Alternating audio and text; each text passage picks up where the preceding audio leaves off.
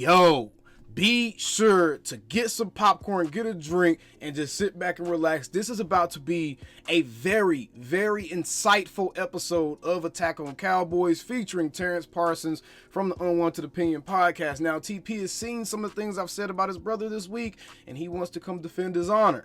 We end up having a real conversation that reveals some very interesting dynamics as it pertains to the relationship between Jerry Jones and Micah Parsons, and kind of why Micah has been acting out the way he has. Let's get into this, as it's very, very interesting, man. Be sure to subscribe for more Cowboys content just like this one, and y'all might as well go ahead and put this on the playlist or something. I know y'all gonna have to keep coming back to it to finish it.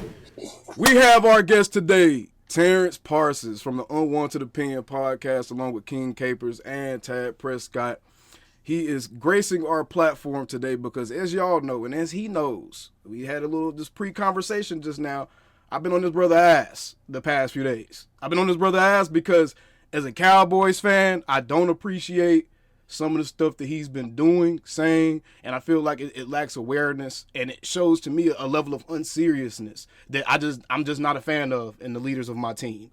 And TP, I'm gonna go ahead and let you launch off. You know what I'm saying? Because you already everybody watching this already gonna know the setup to this already. So I'm gonna let you go ahead and launch off. How you feeling, bro? How you feeling? You see my criticisms. You seen the clip I have a big problem with. The Chiefs tomahawk was one thing. The Chiefs tomahawk was already like, bro, what are you doing, dog? Talking about by the time you third, and I get it, as a fan, it sound cool. But bro, as an ambassador of a brand, as a leader of a franchise, as a leader of men in a locker room, telling dudes, I'm out of here. If we ain't winning no ring, I'm about to go chase a ring with the Chiefs. And then you backdoor that with telling Derrick Henry to his face, God worked, everything, God don't miss, and, God's plan worked out the way it was supposed to, which was all cool at first. And then you throw in we would have ruined you. I feel like we would have ruined it. Bro, come on, bro. Come on, bro. That's not what, bro. Is it wrong? That's what fans and ESPN can say. Is that a Stephen A. Smith take? Is that something Stephen A. Smith would say? Listen. It's not a Stephen. I'm not going to say it's not a. Listen. Yeah. Stephen A. Is that not a Stephen A. Smith take? I can't say it's a Stephen A. take, bro, because I've heard Stephen A. Smith say that the Cowboys shouldn't get certain players because they're gonna ruin them. I've heard him say that. But he's not saying it like he wasn't saying it in a sense of like, oh, if we got you today, we would have ruined it. Nah, he's saying if we would have got you last off season, the way the season panned out, we would have ruined it. Is Micah Miss Cleo, as well as being an amazing podcaster and an amazing all-pro pass rusher? Is he also Miss Cleo now? Can he read the future? No, it's not the biggest issue? Okay, so the way the season planned out, you don't think the Cowboys would have had a defined running back one going into the season if Derrick Henry was in training camp? Would we have ran the ball?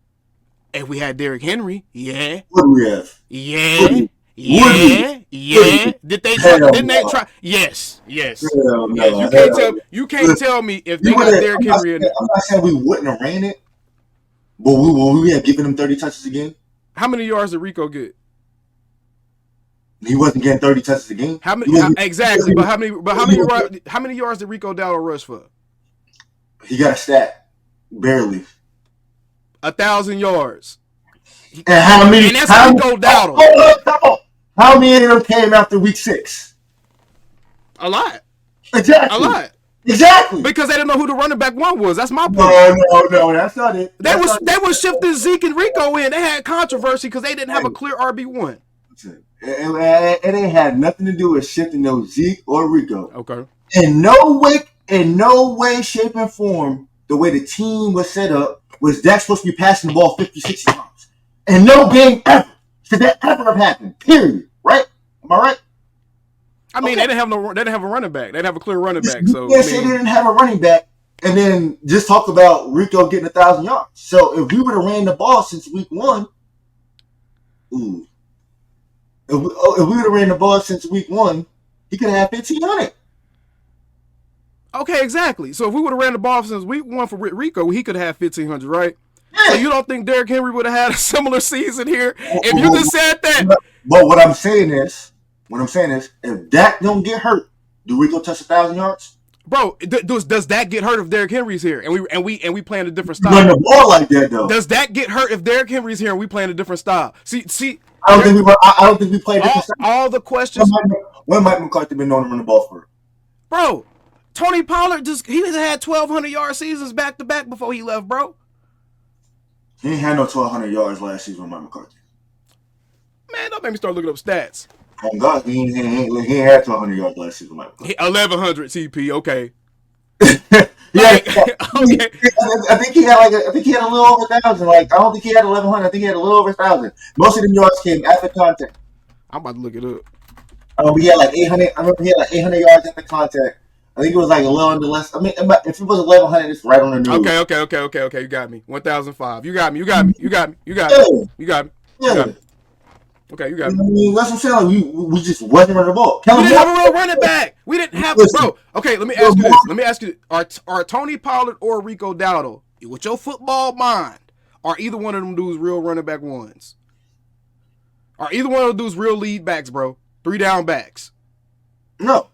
Okay. Is Derrick Henry a real 3 down back? Is Derrick Henry a real 3? No, don't start saying what. This ain't Club Onyx. This ain't Club Onyx. You gotta say but because we don't. You know what I mean? You gotta say but because honestly, the way, especially this year, when you talk about running back committee, nobody needed to be necessarily great. We just needed people to be productive, and to be productive, you gotta touch it.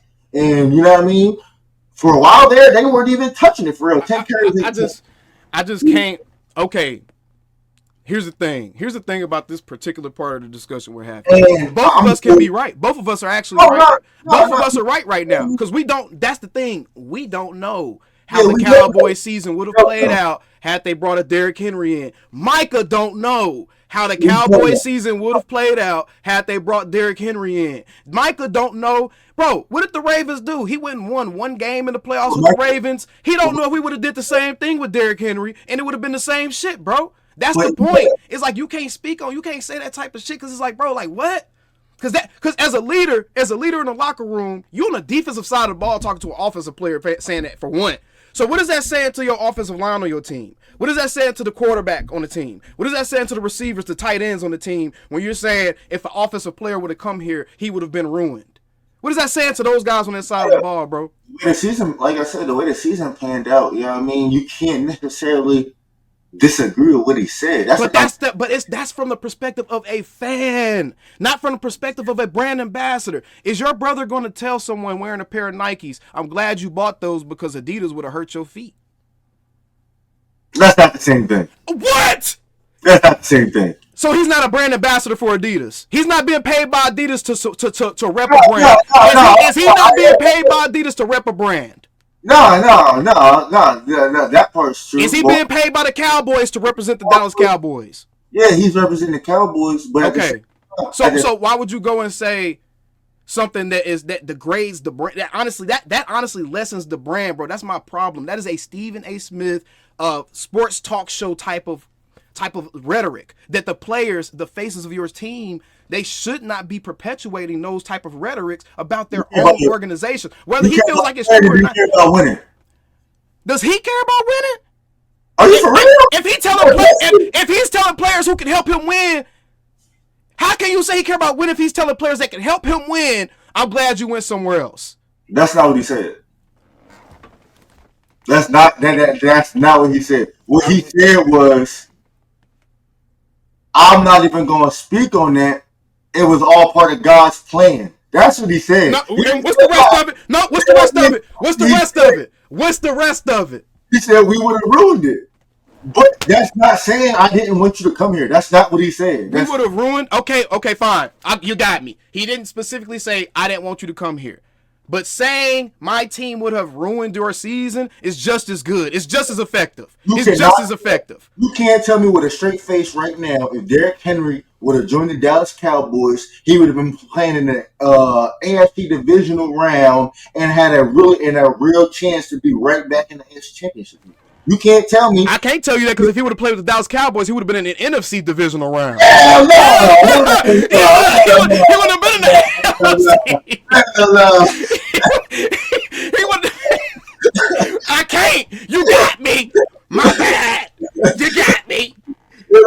there like that's like I mean that's where he was. I think that's what he was really looking at. Like he's looking at it like you wouldn't have been top 3 in rushing. And nigga, we don't care. I'm looking at it like a Cowboys fan, and he should be looking at it like a Cowboys player. We don't give a fuck about these players' success on other teams, bro. We don't care about them niggas' success on other teams, TP. We don't care about that, bro. He shouldn't care about it. He should be like, I want you to be successful with me. Come be successful with me. Come help me be successful, D. Henry. You laughing because you know that's real shit, bro. You know that's real shit, bro. But listen though. What is he going to say? On the flip side, I can say it right now. I can tell you what he can say right now. I can tell you what he say right now. I can tell you what he can say. I can say it right now. Pick up the phone and call D. Henry. I can give you the best answer. I can give you the best answer that someone that's a brand ambassador should have gave. I can give you the best answer. That because he was responding to a question that was asked by people in the crowd. I know. Full context. The person asked him, how did he feel about Derrick Henry not coming to the Cowboys? Like, did he feel bad about D. Henry not coming to the Cowboys?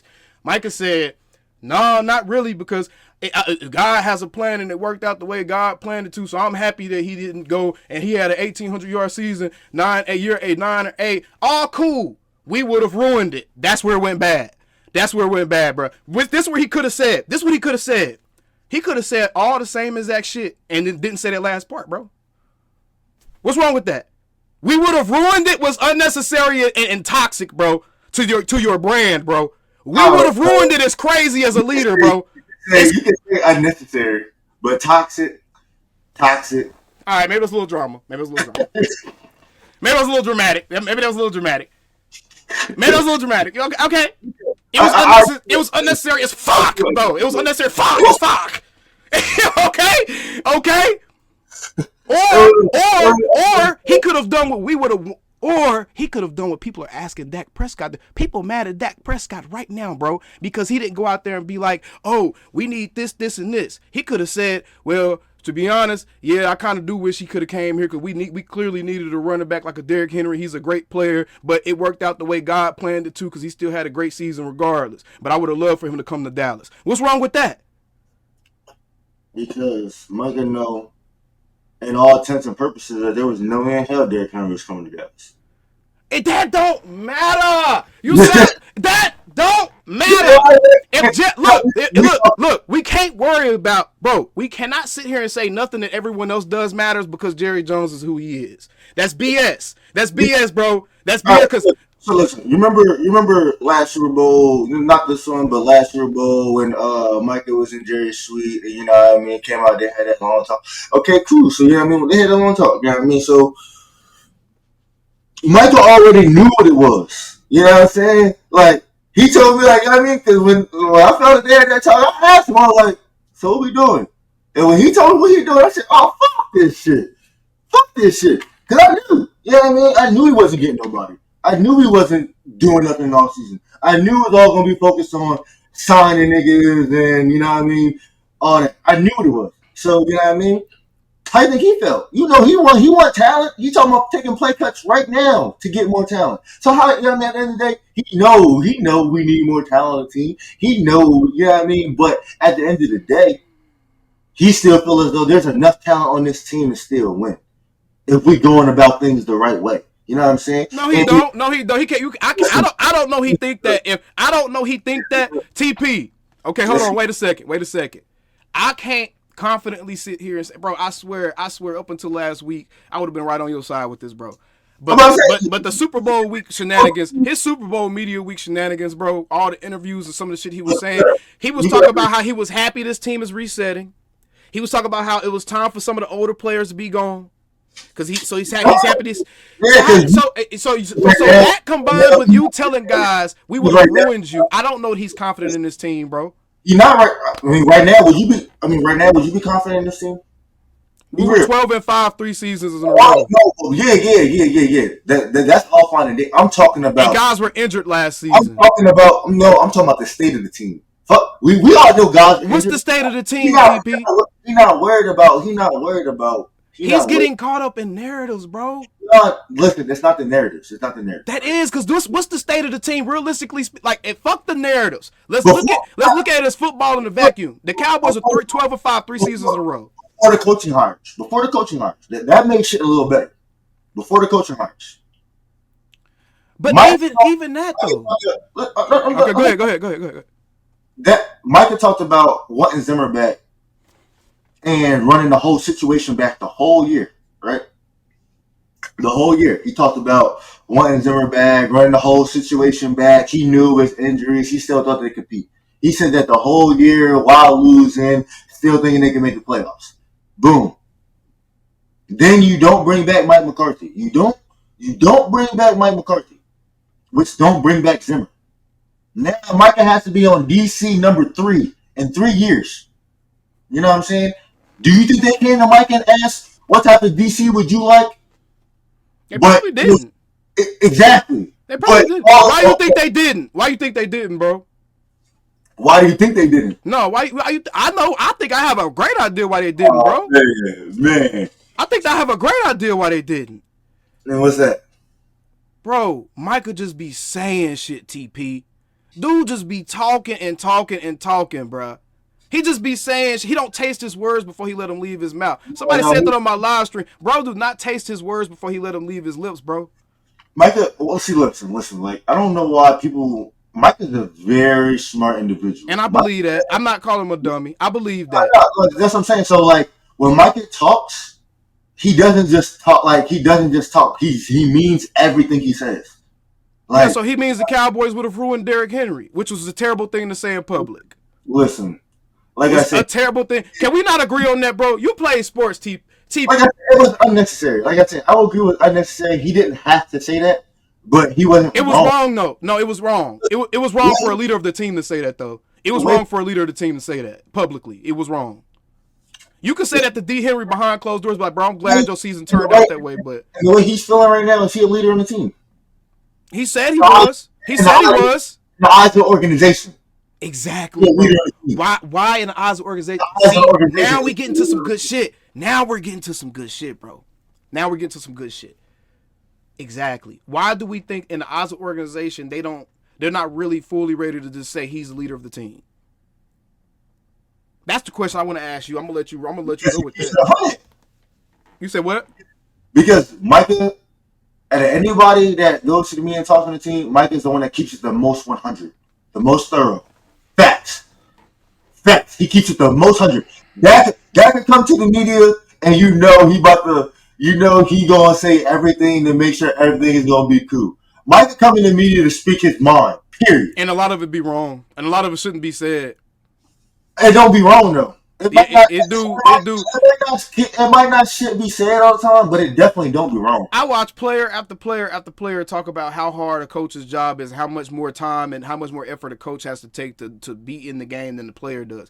Player after player. Every player that goes into being a coach, every player is retired, they talk about how much time coaches put in. And Michael come out and say, Michael Carter worked half as hard as these guys. Trying to support. I know why he was saying that. I wasn't against him when he said that either. I know why he was saying that. He was trying to big up guys like Zach Martin and some of the other guys that was on the way out. I understood that, but it was wrong how he said it though. So yes, he may speak his mind, but he doesn't frame it properly all the time, bro. And as a leader, it's very important that your message is clear and concise and it's understood and perceived properly by the people you're trying to put your message to. That's why the organization doesn't trust him yet, bro, because he doesn't get his message across the right way. Listen. Now, I'm glad that you said it like that because Micah's messages don't be for everybody. It don't be for everybody.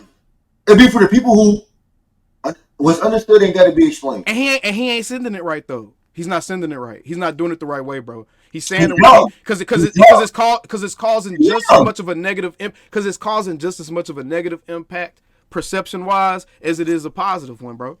It's balancing out. It could be a net positive, but it's balancing out because the delivery is so bad, bro. It's balancing it out.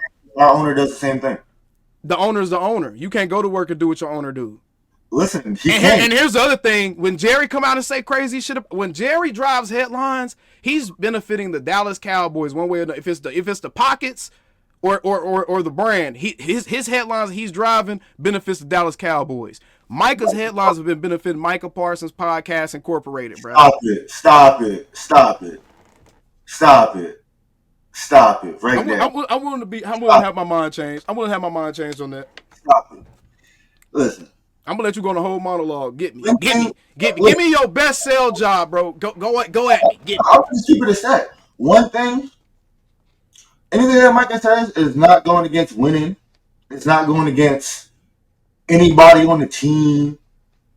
And that's what a leader does. Like, and you know what I mean? He's still being It like, is going against people on the team. it's not going against When you say I'm glad we're resetting because we need some of these younger guys to take and over. Guess what? And since his rookie year, he's been talking about how guys on the team don't really want it.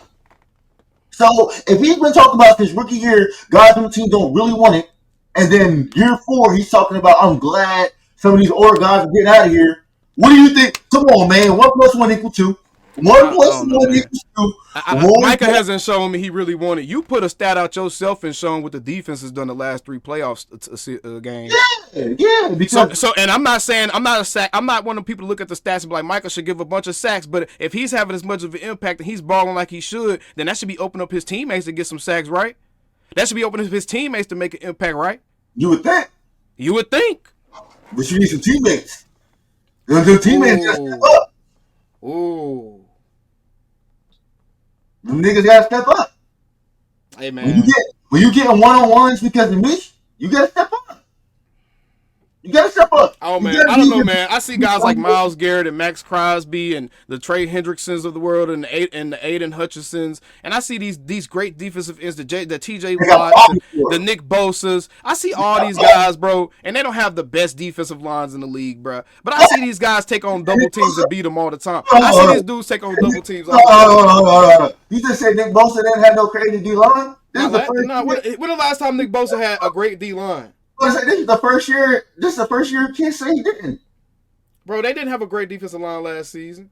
That's what I'm saying. This is the first year you can say they didn't. It's been 2 years since they had a good defensive line, bro. 2 years ago, they still had Chase Young. You still had to worry about him, bro. Chase Young, where Chase Young go? Hargrave. Chase Young ain't even a factor no more. Hargrave. They had Randy Gregory washed up ass on the line, bro. Listen. Yeah. They had niggas you can't just say, oh, they're nobodies. Oh, we don't got to worry about them. What about Trey Hendrickson then? What about Aiden Hutchinson? What about the other dudes? Hendrickson's on one of the worst defenses in the league. Man, Micah got to make an impact, bro. He got to make an impact when it matters, bro. He has the body to play D-line. For him to be talking the way he talks, do you know for as amazing as Micah Parsons has been, do you know that he's not even our most impressive pass rusher that we've drafted in the last 15 years, bro? Do you realize that? By the numbers, do you realize that DeMarcus Ware had double the amount of forced fumbles as Micah, had more sacks than Micah in the same amount of years, and less games actually because he only played 16 per season, and 30 more tackles than Micah? So Micah hasn't even been the most impactful defensive end the Cowboys have drafted in this past generation, bro. He got to do more before he start talking like this, dog. That's all I'm saying. Bro, he's talking too much, and the results have not matched up to the stuff that he's saying, bro. It's becoming a net negative. What results are you talking about, though? What results are you talking about? You talking about having goose eggs across the board. Yeah, you talking about team results? No, I'm talking about individual results. Okay, if we ain't taking team, we both agree that playoff wins, that's a team accomplishment. We both agree with that. I'm going to ask you a question. I want you to think long and hard about this before. Who's the most held player in the league? You said what? Who's the most held player in the league? Held? Probably Micah. Maybe Micah. Maybe Myles Garrett. Most double teamed. Maybe Myles Garrett. The most double teamed, most held player in the league. Maybe Myles Garrett. No, I'm not saying them niggas don't get held. But you gotta hold Micah. He's too fast. Can I ask you a question? I'm gonna ask you a serious question. I want you to think about this answer. In the last 3 seasons, if we go and look at the box scores and we look at each individual player's impact on the game, because we keep bringing up Dak in this conversation, who's been more impactful in the playoffs between Micah and Dak individually? Huh? Dak. Oh, okay. We ain't got to argue about that then. I was just wondering. So that's my point. Again, I want Micah to be great, bro. My point is, yo, when you look at the defensive coordinator position, which is why I love Zimmer. Mm-hmm. when you look at the defense as a DC, and I have a player like Micah Parsons, I'm revolving my whole defense around Micah Parsons. I'm setting my whole defense up to where Micah Parsons always has an edge. You know what I'm saying? And Dan Quinn's defense, it wasn't like that. So you could take Micah away. Micah wasn't moving around. Like, he was moving around. Dan Quinn moved him around. But a lot of the times, you knew exactly where Micah was lining up at. You don't win games like that. If you know exactly where the best player is lining up, what his weaknesses are, and what we can do to combat that, and we're not moving him around, we're not even trying to put him in a position to be productive, that's L on the defensive coordinator. That's never L on Micah. I can't stress it enough, because I got the film. I can watch the film. I can watch Micah get a one-on-one win almost immediately, but the ball's already out. What can you do with that? What can you do with that? I mean, I'm not arguing none of this. You know None of this stuff. I agree when with all of this. I agree with all the stuff you're saying as far as the stuff that's been happening within the games, and I agree with all that, bro. I have all that. I mean, all that matters in impact, and you know what I'm saying. So yeah, I mean, and like I said, Zimmer. What was Micah's? What was the big thing on Micah coming into the season? Oh, he disappears down the stretch. Did Micah disappear down the stretch this year? Granted, he did miss 5 games due to injury, but when he came back, he wasn't 100%. He was playing scrubber dubs too, though. But I mean, that's been the problem. 12 sacks in 12 games. You can't make that up. Yeah, I mean, he was playing scrubs though the last half of the season. But listen, how many big games did we play, and how did he play in those in those games? How many sacks did he have in the actual games that would have mattered for the Cowboys? Philly, Washington. We lost to Philly both times this year, didn't we? Yeah, we lost to him. What was the stats in Philly? The second game lost him. The first game, Micah went off. Okay. Washington, Micah went off. Bengals, he didn't register. Yeah, he was impactful against Washington. Yeah, he did. He was impactful against Washington in that win. He was. Bengals, he didn't get no sacks, but he was impactful. Bengals didn't even make the playoffs, bro. But that ain't no big game. No, it was a big game because if we win that game, that keep our playoff hopes alive. Okay. I mean, so that was a big game for you know what I mean, as far as you know what I mean the season. Because I feel like if we win that game and we can really stay within that one game before playing Washington again. Yeah, I mean, things might. I guess TP. My thing is this, man. I don't. Again, I have to be very clear on my stance because it frustrates me that people who don't actually listen to my content will mischaracterize what the purpose of the content is. I gain nothing from tearing Micah Parsons down. I gain nothing from talking crazy about Micah Parsons. My channel's always been about supporting Cowboys and trying to correct negative narratives about them. But what I don't want to do is be a hypocrite on my channel. If guys are contributing to negative narratives that are being created about them, if you see something and you feel like you gotta call it out, I feel it. Yeah, and I'm trying to do that to his benefit too, bro. Because it's like I'm trying to help you as a Dallas Cowboy, bro. Like, I did a poll, bro, and I get thousands of people to vote on my poll, bro. The nation is split on your brother right now, and it's only because it's like he's not talking like a Dallas Cowboy, bro. They should have split on Micah Parsons because the narrative Cubs like that people disappear to playoffs. But it's more than that though. Like, cause people have a lot of people have an issue with how it's not even it's not the talk too much part, because if he was talking shit and it was like an Amon-Ra St. Brown talk too much, like, have you watched Amon-Ra St. Brown podcast? No, because even when Micah's trying to build the team, uplift the team, he's getting called crazy because by who though? Who's calling him crazy, bro? When he exactly. Now you feel me? Why the fuck do you care what the media is saying, bro? They gonna say anything regardless. You need to care about your core demographic. His core demographic are Dallas Cowboys fans, bro. He don't. But what I'm saying is, would you rather him speak his mind? I want everybody to be able to speak their mind. I speak my mind on my platform. I want everyone to be able to speak their mind. Like, that's what I'm saying. Would you rather him speak his mind or just out of nowhere demand a trade? I don't know, man. I think if you're gonna kick us on the way out the door, I would rather you do what Myles Garrett did. No, bro. I would rather you do what Myles Garrett did, bro. I don't want to see our best players laugh, because right now, you know what it feels like on some real shit. You know what this feels like? It feels like Micah is standing like with the crowd, with Philly fans, with Chiefs fans. He's standing with the crowd and laughing at Cowboys Nation and pointing at us and laughing, bro. That's what it feels like, bro. How does it feel that though? How you feel like that? Oh. Okay, so listen, right. Micah, he said that. Obviously, he said that in a joking manner. Yeah, but it's not funny, nigga. It's not funny. Listen.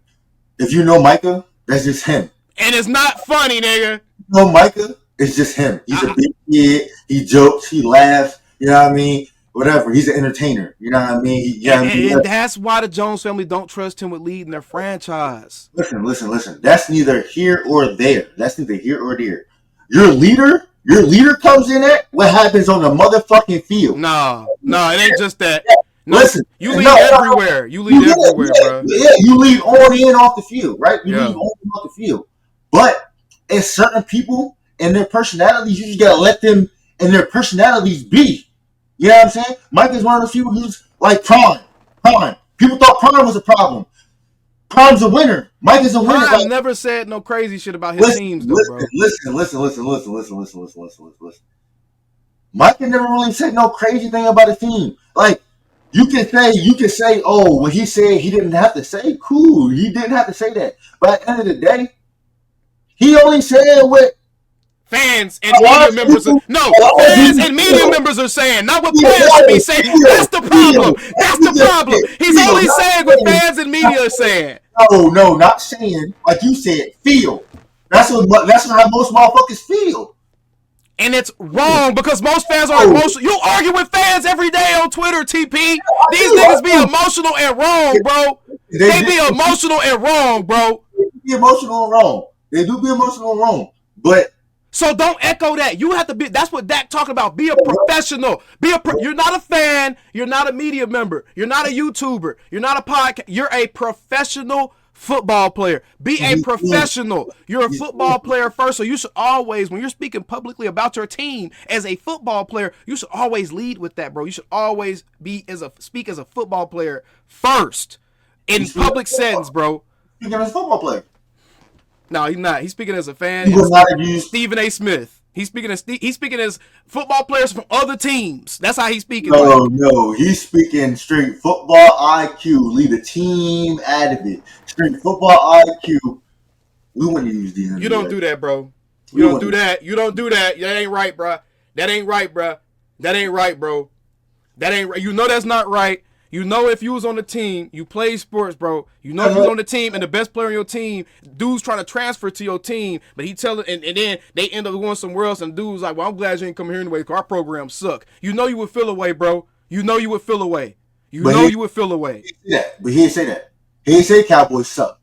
He didn't say that. If we would have ruined you, bro. It's in the. We ruined it. We said we'd have ruined it, not you. No, he said we'd have ruined. He said he would have ruined him. We would have ruined it. He ain't, bro. We'd have ruined it. I think that's what he said. He would have ruined it. Man, that motherfucker. That's what the quotes on the video was saying.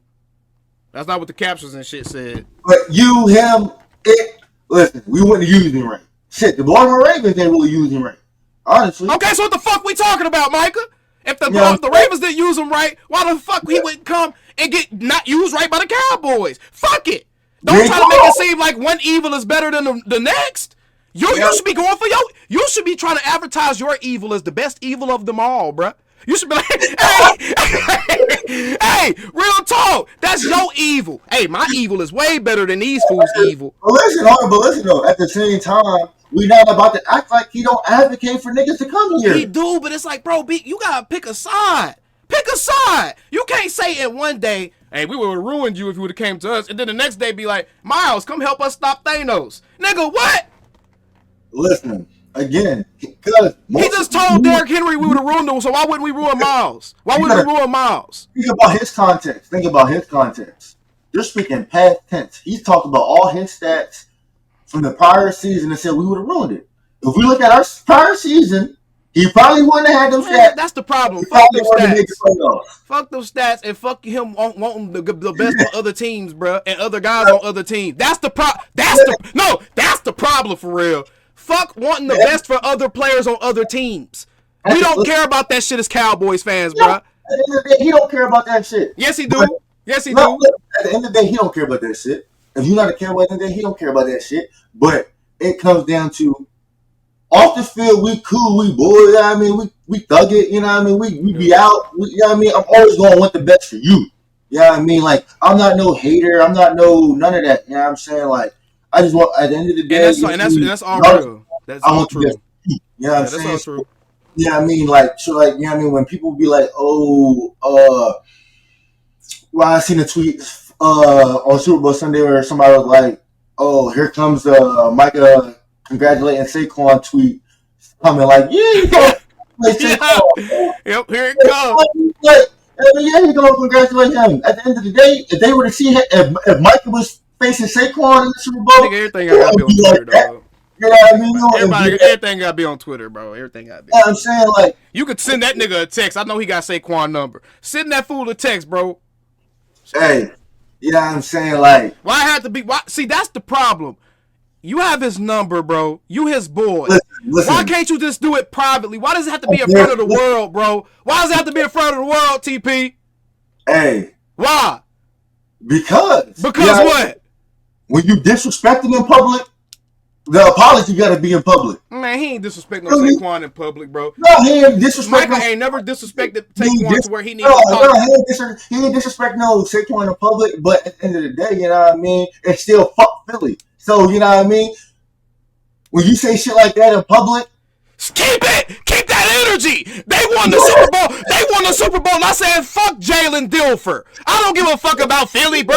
Keep that energy! That's where Cowboys fans are coming from, bro. Fuck that nice playing friendly patty cake. Patty. At the end of the day, it's still fuck Philly. But at the end of the day, he still got niggas on the team, you know what I mean? Like, do that shit on your phone, bro, not on Twitter, bro. You know what I'm saying? Like, you know what I mean? And that's real, bro. All these guys train together. They got the same agents. You know what I mean? They hang out. You know what I mean? Like, you can't. You know what I mean? You cannot be like, yo, like, congrats to my boy, bro. Like, obviously, I didn't want to see it happen, but at the end of the day, you know what I mean? I'm never gonna wish bad on that man. Like, you know what I mean? And that's just what it is. You know what I'm saying? Like, and you can't. And that's fair.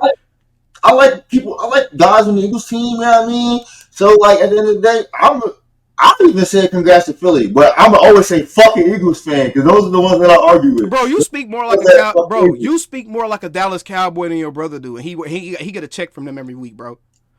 Listen, I can't say that because no, I can. I see how you argue with people. I see how you cut for the blue and I see how you cut for the blue and silver, TP. No, I can say that, bro. I see how you cut for the blue and silver. You ain't never flip flop, bro.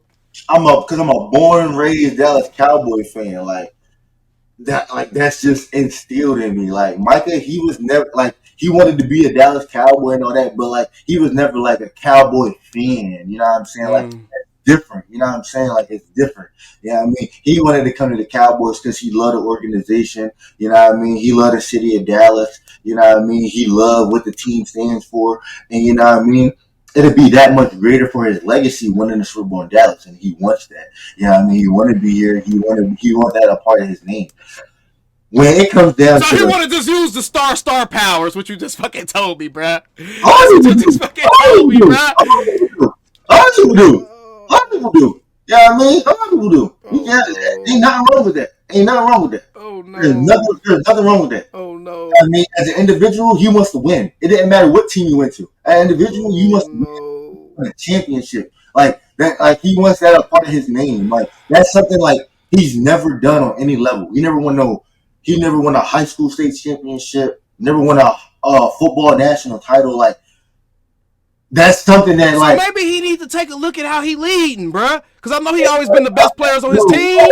He always been the best players on his teams. Listen, it's never been about that. It's always been about the coaching, if you ask me. It's always been about the coaching. It can't be always about the coaching when it's on every level. Listen, when it's on every level, bro. Listen, especially in high school.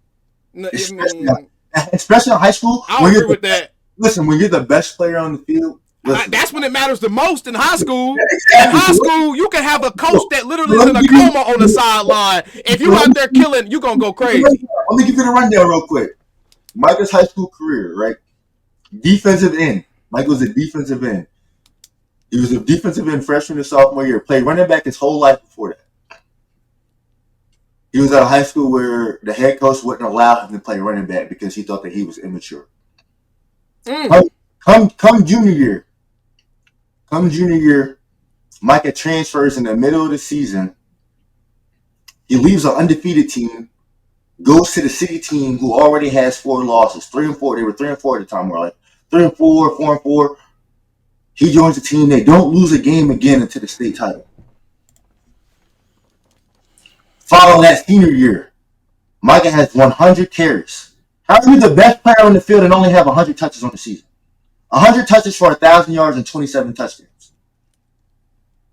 The game they lost in the pouring down rain to a team they blew out the previous year in the playoffs. Their best player carried the ball 30 times for 200 yards. Micah had 10 carries for 50. They're passing the ball on 4th and 1 in the pouring down rain. Yeah, I mean, like, coaching. When we get I guess, but when we get these playoffs, when we lose, it don't be. A lot of times it don't be because we don't have the talent on the field. We get out coached. We get exposed. You know what I'm saying? Like that'd be my biggest take from the game. And it don't be because we don't have the talent. We have the talent. We got there. We have the talent. The other team might be a little bit better or on the same level with us, but a lot of them games really come down to coaching, not running the ball. Defensive game plan don't be there. You know what I mean? There's no way in 7 playoff games. We got 3 turnovers in 7 playoff games. 3 turnovers in 7 playoff games. But then I see guys congratulate quarterbacks where their defense went out and got them 4 or 5 turnovers. How do you congratulate the quarterback if the defense went and got 4 or 5 turnovers? How do you congratulate the quarterback? Hey man. How? Hey. You know what I'm saying? Yeah. But you know what I mean? And like, you know what I mean? And when people say, oh, your brother plays on defense. Yes, I know Micah plays on defense. But there's 10 other guys that play on defense with him. There's 10 other guys that got to do their job with him. If I do my job and I set the edge and I bring the run back inside and he goes for 60, I'll be my job. Yeah. You know what I'm saying? Like, I mean, nobody should be arguing about the. I mean, yeah, we all know the football mechanics. So you know I just want bro to act like a cowboy off the field, bro. That's it, bro. We all just want him to be proud to be a cowboy, bro. That's it, bro. When Micah took that leadership role this past year, he expected, you know what I mean, especially with, you know what I mean, about to get paid and whatnot. How are you not having no input in any type of organizational things? Like, how are you not having no input? Why are they not coming to you? But then you can see in the media, oh, we hired Brian Schottenheimer off the word of that. How that's supposed to make him feel?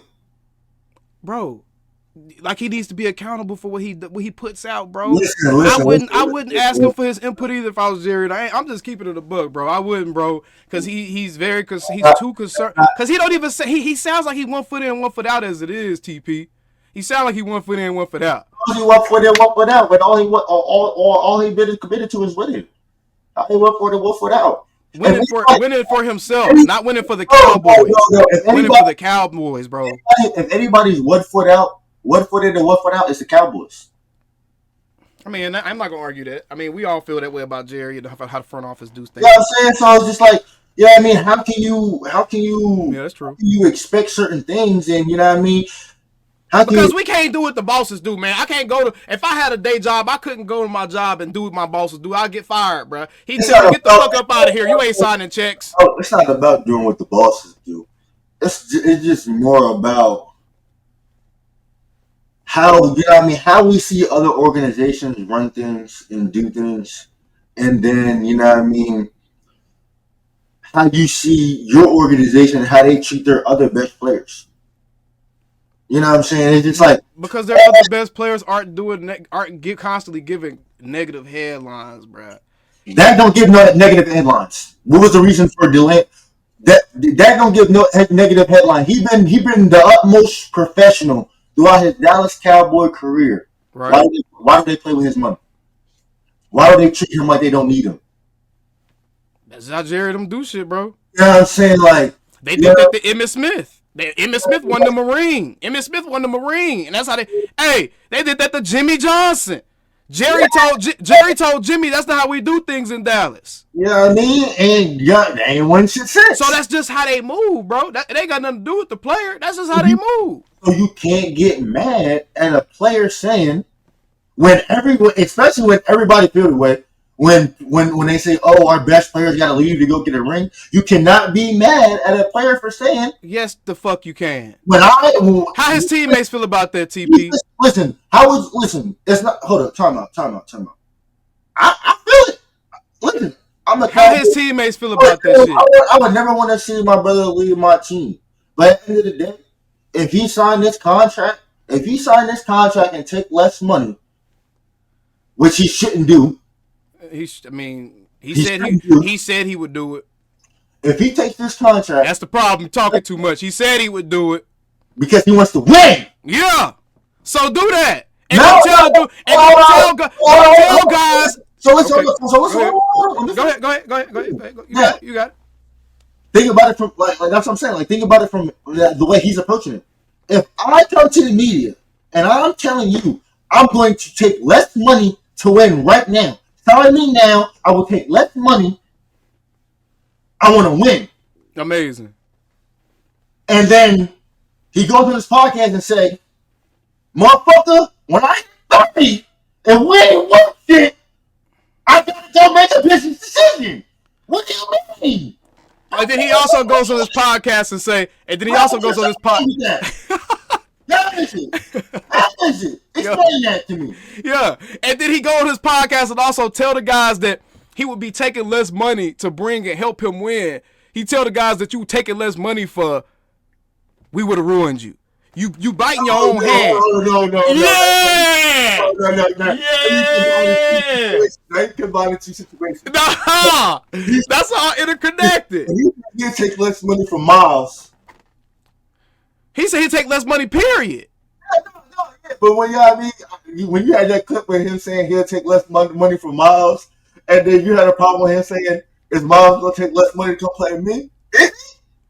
Why you worried about that nigga pockets? Have you ever heard an Eagle say that about anybody that No. Answer my question first. Answer my question.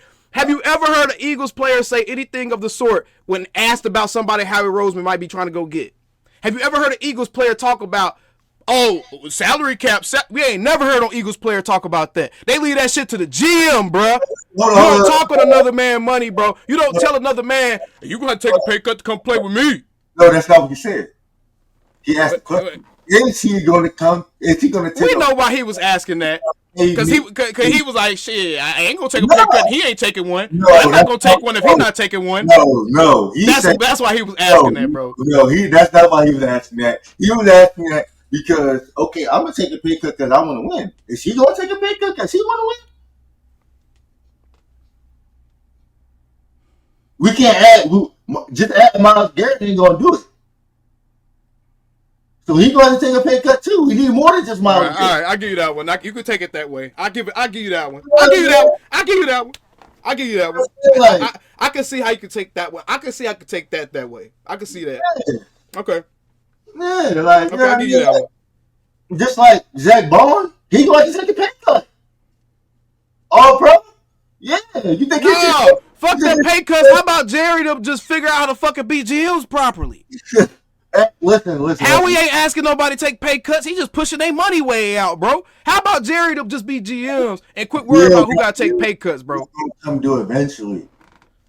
And you know what? It's gonna come to them when them dudes is in their 30s and the Eagles ready to move on anyways, and they're gonna be rebuilding anyways, and they're gonna have a bunch of rookie contracts. So all that dead cap money ain't gonna mean a motherfucking thing, bro.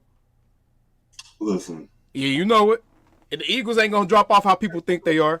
That dead cap money ain't gonna mean nothing, bro. 470 million ain't nothing now. 170 million, right? 400.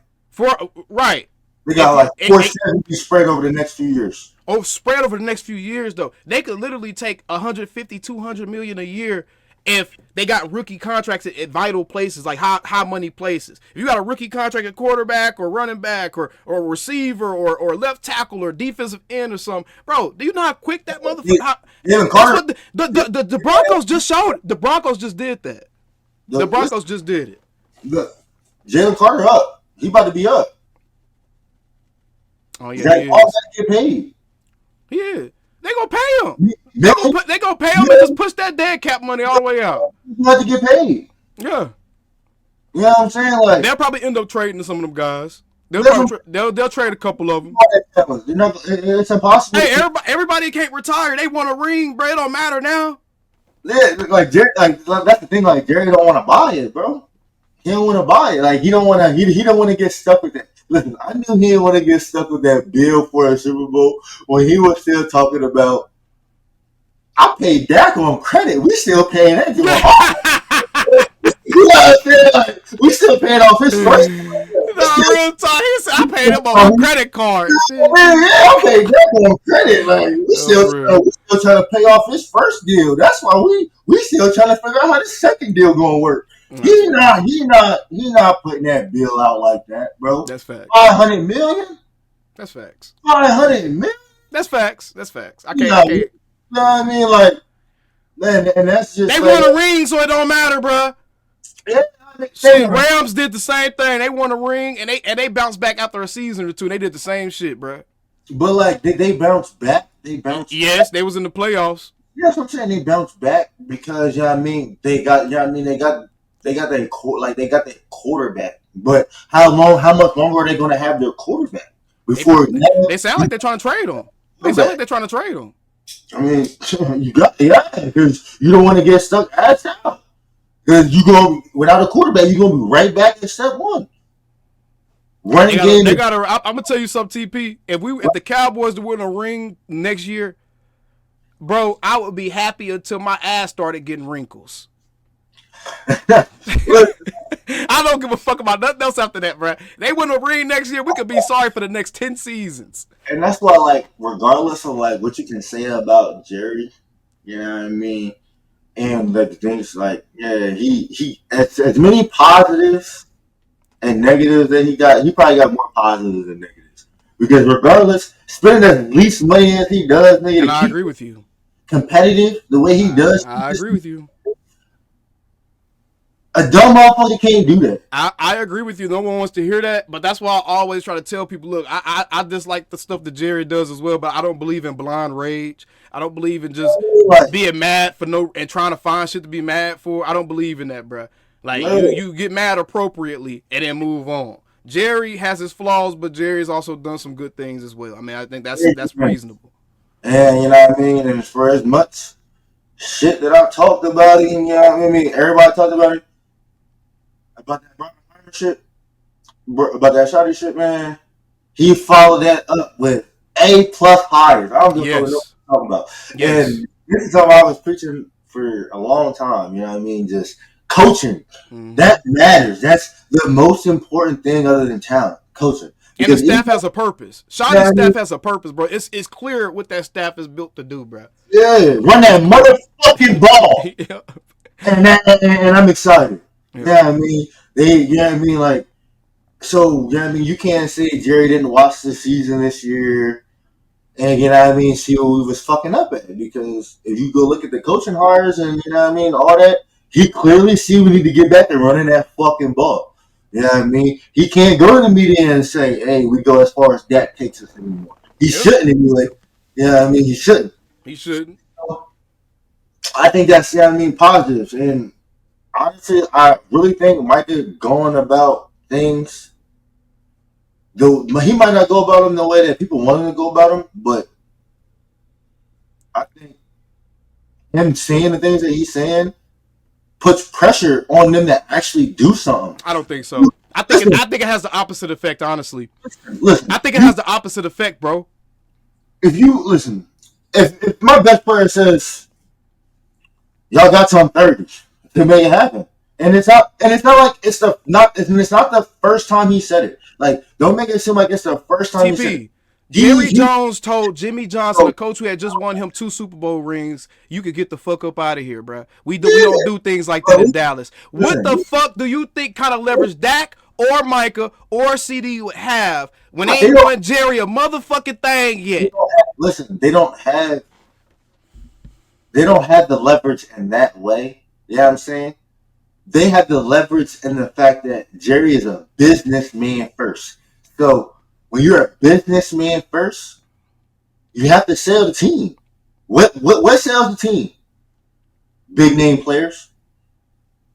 It don't matter how shitty the Lakers are. They gonna keep them a big name player. And the Cowboys will too, with or without Micah, bro. That's what Micah needs to understand. With or without Micah Parsons, the Cowboys can keep big names too, bro. With or without Micah Parsons, that's fine. And that's facts. And they were the Cowboys before Micah Parsons. They gonna be the Cowboys after Micah Parsons. Exactly. But you can't say while I was here I didn't try to win. I can say you were destructive while you were here. Hell no. I could say the things that you were doing and saying were counterproductive to winning. Nah, listen. How is it counterproductive to winning when? Because you're telling the best players in the league don't come here, we would have ruined you. Listen, he can't tell nobody nothing that they can't see for themselves. I don't think real experienced NFL players, they don't take ESPN and the narrative Stephen A. them be pushing. They don't take that shit to heart, bro. It's not about Micah be talking about narratives, bro. He talk about narratives. Fuck ESPN. Fuck ESPN. The way the Dallas Cowboys move within their own organization. How is he moving within the organization too? No, scratch that. Ain't he the one popping it? Ain't he the one going to other people's meetings and shit, bro?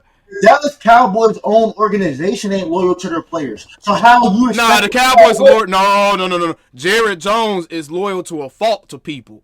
Jared Jones is loyal to a fault to people. He was loyal to a fault to Jason Garrett. He's been loyal to a fault to plenty of players and let them stay here but beyond the time they should have been here. Hold on. That's you that now I'm glad you said that. What was the skin color of them niggas you said he was patient with? You said what? What was the skin color of them niggas you said he was patient with? He wasn't patient with Dez. He wasn't patient with Dez. No! Dez was here for his whole career. Cutting up in the locker room. Dez was cutting up since day one. Time out. He paid Dez because he had to. Like CD. He didn't have to. He could have paid DeMarco Murray that season. He didn't have to. Listen. It was between Dez and DeMarco. I remember that year. It was Dez or DeMarco, and they was trying to figure out which one of them dudes they could pay. This motherfuckers ain't stupid. DeMarco Murray, for as good as he was, we knew what the fucking success was. For as good as DeMarco Murray was, we knew where the true success was coming from.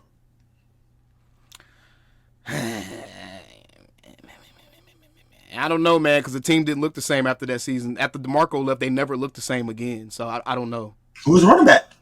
Exactly, bro. Hold on. But listen, though. Listen. Like I said, for as good as he was, yeah, I mean, I'm not saying he wasn't good. I'm not saying that. But he wasn't great. You know what I'm saying? The line made him great. He was good. The line. I mean, you can argue that. Kind of. Because, for instance, Saquon was great. The Eagles' offensive line made him spectacular. You know what I'm saying? Like, the offensive line just makes you better. So, we got, instead of getting a good running back to replace him, we got okay running backs. So, those okay running backs were just good for us. You know what I mean? So, it wasn't like, as soon as we got Darren McFadden, we seen a little bit more, but he was too old to really give us some juice. Mm-hmm. See what we got? Ziggy, see what it was. We just had no defense. And, you know what I mean? We didn't do enough shoe clock running the ball in the playoff games really kick defense off the field the way the Eagles was able to.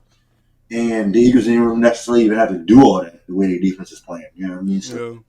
Washington was more the benefit factor than 10-minute drives, keeping the defense off the field. Because their defense is really not that good. You know what I mean? Their defense can really get exposed. Nah, for real though. That defense. Hey, Dan Quinn still don't have a good run defense. You know what I'm saying? No, in that playoff game, I really think they was really missing Payne, Deron Payne. They was really, yeah. They was really missing that shit. This shit was bad. But okay. So we're gonna put a bow on whole Micah thing. I will say this. You made a couple of good points. Overall, I still feel like I'm not saying Micah can't do shit better. I'm not saying that. Yeah, that's what I said. You made some good points, and I could see his perspective, but I still think that when you're a professional, bro, there's a certain level of discretion that you have to operate with, and understanding who your audience is, and you just got to kind of read the room, bro. And you the leader of the Cowboys, and your fan base is down, the city is down after the Luka Doncic shit and everything. Like, this was not what we needed. We didn't need to hear the next best player in Dallas talking about leaving somewhere. We didn't need to hear the next best player in Dallas telling guys that his franchise was gonna ruin them, bro. He's leaving now, or I mean, it's just why I talk about why even he is 25.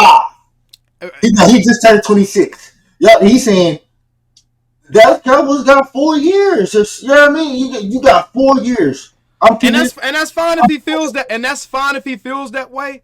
But you can't be mad at Cowboys fans for feeling less loyalty towards him, because at the end of the day, Cowboys fans are gonna be Cowboys fans regardless if Micah's here or not, right? So if a guy's telling you, "Hey, I'm gonna be leaving," you can't be mad at Cowboys fans for being like, "Oh, well, screw it then. You're a temporary person. We're not going to invest in you that thing." It's a difference in how you say it, like, and how you go about it. Like, you can say I'm leaving. Oh, you can say I'm leaving. What Myles Garrett did was the right way to do it. You know what I mean? Listen, right? He wasn't joking. He wasn't laughing. He didn't make a mockery of the fan base. I'm not listen, but like, it's a difference. Like, it's a difference. You know what I mean? Because Myles Garrett came to the point where he wanted to leave. Like, there wasn't no, I want to stay here anymore. I want to leave. I know I can't win here. And what did he do in the meantime? What did he do in the meantime, though, bro? What did he do in the meantime? He was a consummate professional, and he gave that organization everything he possibly could to help them win, bro. Yeah. And he didn't do anything to shit on the Browns while he was there and to make it harder for them to win. Exactly. But so why can't Micah do that? He is doing it, but he's doing it in a different way. Yeah, I mean, he's doing it a different way.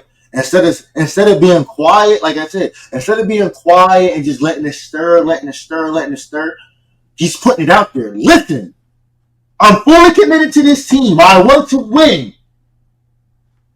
You got 4 years to show me you want to do that, or that's possible. That's the immaturity stuff the other coaches had an issue with, bro. Listen, that's not immaturity. No, it is. That's not professionalism, bro. Listen. That's not being a pro athlete, bro. I guess there's teams in there's teams in much worse situations. Are there teams in worse situations than the Dallas Cowboys right now? Yes. Have there been teams in worse situations than the Cowboys over the last 30 years? Yes. But he's not. Have we heard their players doing that type of shit, bro? He's not talking. Listen. He's like, I get where you're coming from, and you're not wrong in what you're saying. But but you're not looking at it from the other side. Like, as an owner, okay. Like this is me. As an owner, I'd much rather my best player come out and tell me. Yeah, tell me, not the media. Yes, I agree with that, TP. Tell me. If he's talked to Jerry, bro, has he not sat in suites with Jerry? Has he not sat in suites with Jerry? Has he not sat in suites with Jerry? And I guarantee he would not be afraid to tell Jerry that same thing. He probably already did. So what? That's my point, TP. That's my point, bro. That's my point. We know for a fact Micah's come out and said that he's talked to Jerry in a suite. I think he went to a suite, I think, for the national championship game, and he sat with Jerry and he was talking to him about the contract and offseason and shit like that. He said that himself, right? So if you done had a conversation with that man behind closed doors about what's needed, what are you went to the source, bro. Why, if you can go to the source and directly tell him to his face, we need to do this, Jerry. You bullshitting. So what the fuck is going to the media gonna do, bruh? Now listen, hold on. It's not gonna do nothing. But it's for the fans. That's whack. That's whack. It's not gonna do That's nothing but whack. for the Cause fans. now you just let me know you're just trying to build up your star. Now you just let me know you're trying to build up your star, bro. That's whack. Like, no, like, listen. If I go to ownership and listen, if I already said something to ownership, and ownership knows, ownership shouldn't have no problem in what I say on my podcast. If y'all already know what the deal is, y'all know what type. They should have a problem, bro. Just like the Jets just told Aaron Rodgers' ass, hey, if you're gonna keep doing that Pat McAfee shit, we good. Just like Eric Glenn and the Jets just told Aaron Rodgers' ass that because it's detrimental to the team in the locker room, bro. Yeah, that shit is real, bro. We can't keep acting like that kind of shit ain't real. Talk about. What Aaron Rodgers is doing on the Pat McAfee show is totally different than what Micah is doing on his show. How? Are both guys not talking negatively about their franchise? No, that's real. Micah not really talking negatively, bro. When you say we would have ruined it, I don't care about nothing else you talk about. That's negative, dog. We would have ruined it as crazy work, TP. Past tense, though. That's all past tense. Every word that you just said is all past tense. Speaking on the season. Because they not talking because they can't play football right now today. Yeah. So it has to be past tense. So it'd be different if he said, "Damn, if you came here today, bro, I'm not sure. I'm not sure you even have that much success. Then that'd be different." He might as well have said that, bro. He might as well have said that. No. Because like I said, like the whole state of the team right now is different. The whole state of the team right now is different. If we got Derrick Henry today, I'd be fully confident that he could be a 2,000-yard rusher next year. Or at least we got the same offensive line. Because it's not about the offensive line. The coaches, I know, but I'm saying when you say the type of shit that he said, it's open to interpretation of who can be offended, bro. That's what I'm saying, bro. Like, you saying that we would have ruined Derrick Henry. What are you saying about your O-line, bro? What are you saying about your O-line? You never gonna make anybody. No, but you should be trying not to piss your teammates off. What does that say about your O-line? And were you saying that we would have ruined him? What are you saying to the guys that's on that offensive line? I'm pretty sure the niggas know he was not talking about that. Nah, they don't know that. Because if everybody in the locker room knew what Micah always meant, then Malik Hooker wouldn't have had an issue with Micah and coming on the shit that he said last summer. If everybody always knew what Micah meant, the Marcus Lawrence would have been on that sideline telling Micah Parsons, shut the hell up, you talk too much. Actually, I want to know what Micah said to him. Because Micah's probably putting his foot in his ass. That's probably going on. But anyway. He might have been talking too much, too. Listen, like, all I'm saying is, when you as teammates, if you can't check each other, that's a problem. You gotta know how to check people though, bro. You gotta know how to do it. You do, and you gotta be somebody that if your teammates want to listen to though, bro. You know that. You'd have been in the locker room. It could be a dude that's cold, but he's such a fucking ignorant dude. Ain't nobody about to listen to his goddamn advice. Nah, it gotta be. Nah. You gotta be cold. You gotta be cold. I know you gotta be cold, but I'm saying you could be cold. But if you an ignorant ass motherfucker and you not handling, I'm not saying that he is. I'm not saying brother, but I'm saying if you're not handling your business and shit, you're not trying to hear what that dude telling you, bro. Like, bro, people in the locker room respect Micah. Okay. People in the locker room respect Micah. Like they know what's up. He be. I just want people to be like. I just want people to just know that like Micah really fully committed to this team. He wants to win. Okay. Anything that. Okay. I'll take that. I'm not gonna keep hanging on to the pack. I'm not gonna be beating him over the head for the shit he was doing during Super Bowl media week. I feel like he was drunk most of the time, anyways, because he was having fun in New Orleans. So I'm not gonna beat him over the head over that. But bro, you know me, bro. You know me, bro. I'm not about to sit here, regardless of what was told to you or how it was presented to you, bro. I'm not about to sit here and try to clickbait or try to do something to the detriment of your brother, because at the end of the day, even if I didn't like Micah, which is not about that, I like Micah. Even if I didn't like him, though, I got respect for you. So I still wouldn't. I would still, on a human level, feel a certain type of way trying to drag your brother through the mud, knowing that me and you got communicating shit like that, bro. So you know me, bro. This ain't about clickbait. It's all about me keeping it real and just speaking on what I see. And honestly, I do feel like I'm speaking for a large segment of Cowboys fans as far as how we feel about this shit, bro. Like that's why I'm not really mad. I'm not mad about you voicing your opinion because you know other people do flip to that opinion. That's why I'm like, yeah, send me that link because I want to get on and I want to give the other side to it. You Yeah, know? yeah, Because you know what I mean, there's always two sides to the story, maybe three yeah. sides. You know what I'm saying? And you know what I mean, to have you know what I mean, to have the whole picture of you know what I mean, even a little bit of what goes on behind the scenes and like how people feel. That has a lot to do with you know what I mean, how people act and how they go about things. You know what I mean? Yeah. Honestly, you know what I mean, being being a future of the organization and not having no say so. A lot, you know what I mean, a lot of people would have Yeah. feelings about that. You know what I And mean? I guess what I'm trying to get to you, bro. So about hopefully about osmosis at Thanksgiving or something, like if you understand maybe about osmosis, he will understand, brother. Sometimes when you're asking questions, you're trying to figure something out. The best way to get your answer is to look in the mirror. Okay, and I'll say this: if Micah Parsons handled himself, I'm not saying he carried himself badly. I'm not saying he's a bad kid. I'm not saying none of that. But I'm saying if he handled himself like someone that a franchise could trust, and he wasn't as volatile, because he's very volatile. And like you say, he speaks his mind. You don't know what he's going to say. You don't know what he's going to do. He's very unpredictable, right? Usually, the people you put in leadership position are the people that's the most consistent, and you know what they expect from those guys, bro. Usually, the people that you take into account what they're saying and how they feel. Those are people that's consistent, and you know that you know what kind of track their mind is on.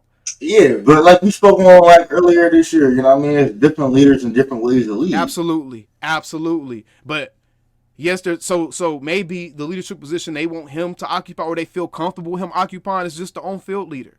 Maybe they only feel comfortable with him being an on-field leader type because some of his unpredictability off the field, some of that maybe isn't comfortable for Jerry. We just heard Jerry talk about how important him being comfortable with with the coaching hire was. You know what I'm saying? We just heard Jerry talk about comfortability and kind of knowing what they expect from someone.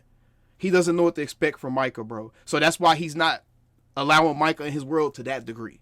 You know what I'm saying? He doesn't know. We heard Jerry say it. That's what it is, bro. You know what I'm saying? It's not Micah's not a. Listen, It's not trying to be negative. But that's what it is. it's not about. It shouldn't be about that. Like, it shouldn't be about. It shouldn't be about. Oh, unpredictability. It's about. He's one of my leaders. He's one of the faces of my franchise. No, he's one of our best players. He's one of my best. There's a difference between being the best player and being a leader, bro. Listen, he's both. He's trying to be a leader. Listen. One thing you can't say, who's he leading specifically? I want to know who in that locker room is like following Micah Parsons' lead. Like, what players do you feel like are lockstep with Micah Parsons as far as like the way he wants to do things, the way he wants to lead? Who is he leading? The younger guys, which includes probably like a Mozzie Smith, who. Anybody? The Marvion Overshown comes off as more of a leader than Micah to me. I'm gonna be honest. Why? Because he comes off as he presents himself more like a leader than Micah does. How? And how he carries himself, bro. How he carries himself. How he carries himself, the things he says, how he represents the team. Seriously. And a lot of people feel that way. I mean, I have live call-in shows all the time. A lot of people feel that way, bro. A lot of people feel that way. How he carries himself, how he talks to the media, how he talks to the fans, how he talks about the Cowboys, how he represents the Cowboys. People feel more comfortable looking at Demo as a leader than Micah right now. They do. And that's not to pit anybody against each other. That's just the reality that's the perception that's given off. Micah does come off as an entertainer. He comes off as a celebrity, bro. Listen, I ain't gonna lie to you. It's like this. Did you play football? Yeah, a little bit. I wasn't good though. I ain't gonna act like I was great. I don't give a fuck about talent. Like it's just like if you played and been in locker rooms, yeah, and you've been around really great players, A lot of those great players are outspoken, regardless of how you may feel about it. You know what I'm saying? Like, so I don't know why Dallas Cowboy Nation doesn't like the fact that Micah is as outspoken as he is and has the podcast and all that. And that's really where all that really stems from. And yeah, because what if they had an issue with on the podcast? I'm about to help you figure it out because you said you don't understand. I'm about to help you really. I'm about to try to break this down for you, bro. No, it's not about like because it's not the podcast itself. It's the stuff he talks about. No, a lot of people have an issue with the podcast. Period. A lot of people have an issue with the podcast. Period. And then it magnifies because the Cowboys don't win big games. So it's like it magnifies because of the shit he talk about on there, bro. Listen, he talk about football. Nah, he talk about football, but again, he's not representing the Cowboys, bro. He's representing Micah Parsons because he doesn't have a podcast on just the Cowboys. Right. So that's why a lot of Cowboys fans like it goes back, bro. Sports is built off of tribalism. TP, I don't care how great you are as a player. As a player, a fan base will never be okay with you talking for other dudes. Just about the 49ers? No. You said what? Is Fred Warner's podcast just about the 49ers? Is Fred Warner's talking about going to play for other teams? Is he doing rankings that winning? Is he doing rankings that the media can twist and make negative stories about his quarterback with? That's besides the point. It's not. That's all part of it. That's why people don't like it, bro. That's why people don't like it. Because they feel like the stuff he talks about is like inflammatory. You can say, all right, you can say whatever you want. Like you can say, oh, Michael was talking about right now. Michael was speaking on right now rankings as the week played out that week. He was talking about rankings of quarterbacks. That shouldn't have been one of them. That's just facts. It wasn't no hate or no shade towards Dak. It's just facts. Mike is the first person in the media to come to the aid of that. He's speaking from a fan person. That's not cool, bro. I don't care what you're saying. That's not cool, bro. Micah is a Dallas Cowboy football player, not a fan. He's not Stephen A. Smith. He's not Joy Taylor. He's not Shannon Sharp. Bro. It's not about that. Bro, we're not here to see Micah be the next great podcaster. It's not about that. It's not about none of that. How can you expect people to take you seriously speaking on the game if you can't even keep it real? Why do you care so much about everybody else's opinion, bro? You can't keep it that real. You play for a team. You can't keep it that real. You play for a team actively. It's not about... You can't have both things. Bro, it's not about that. It's not about what other people think. It's not about that. It's about the credibility of you. You know what I'm saying? Like, when you speak, people listen, and when people listen, and then they go fact check or whatever, you know what I mean, and the shit's not adding up, that fucks up your credibility as, you know what I mean, as anybody knowledgeable of football. That's not gonna fucking, because anybody watching a podcast with an active player, people don't already go into it expecting that active player on that podcast. They already go into it not expecting him to say anything crazy about their team. Listen, hold on, time out. I don't care how it is. I don't care how it is or how it looks. I'm a Dallas Cowboy fan to the death, but I'm a football fan first. So if I'm a football fan first, I'm going to always call it how it is, point blank, period. And I'm going to always call it the real. And that's fine as a fan. That's fine as a fan. Listen, fuck being a fan. As a person who played, a person who's knowledgeable of football, I'm always going to keep it real. Micah's employed. It's not about being employed. It is, bro. It is. You represent a fan base, bro. It is about that, bro. He represents a fan base and all of that. That's fine and dandy. But my podcast is for me. It's what I do for my hobby in my spare time. So you can't get mad if people call that. So you can't get mad when people call your podcast what it is, a selfish endeavor. That's why people don't like it, bro. So if that's how you approach it, and you can't get mad if people call it what it is. How's it, bro? Like it is, because you don't give a fuck about what it does to your team. That's selfish. Hold on. Time out. Who did he disrespect on the podcast? Which one of his teammates did he disrespect on the podcast? Let me know. Which one of his teammates did he disrespect on the podcast? Him and Malik Hooker didn't get into it. He didn't talk about DeMarcus Lawrence on that podcast?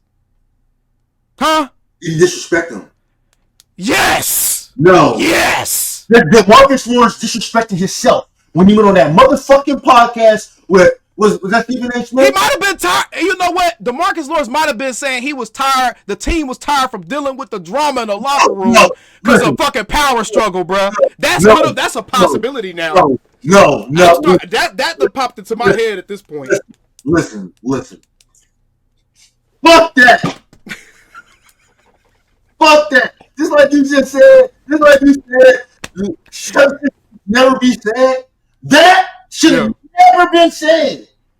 Never. That's supposed to be. So what's worse? Saying we tired or saying we would have ruined you? We tired. You know what? We tired. You know what? No, dude.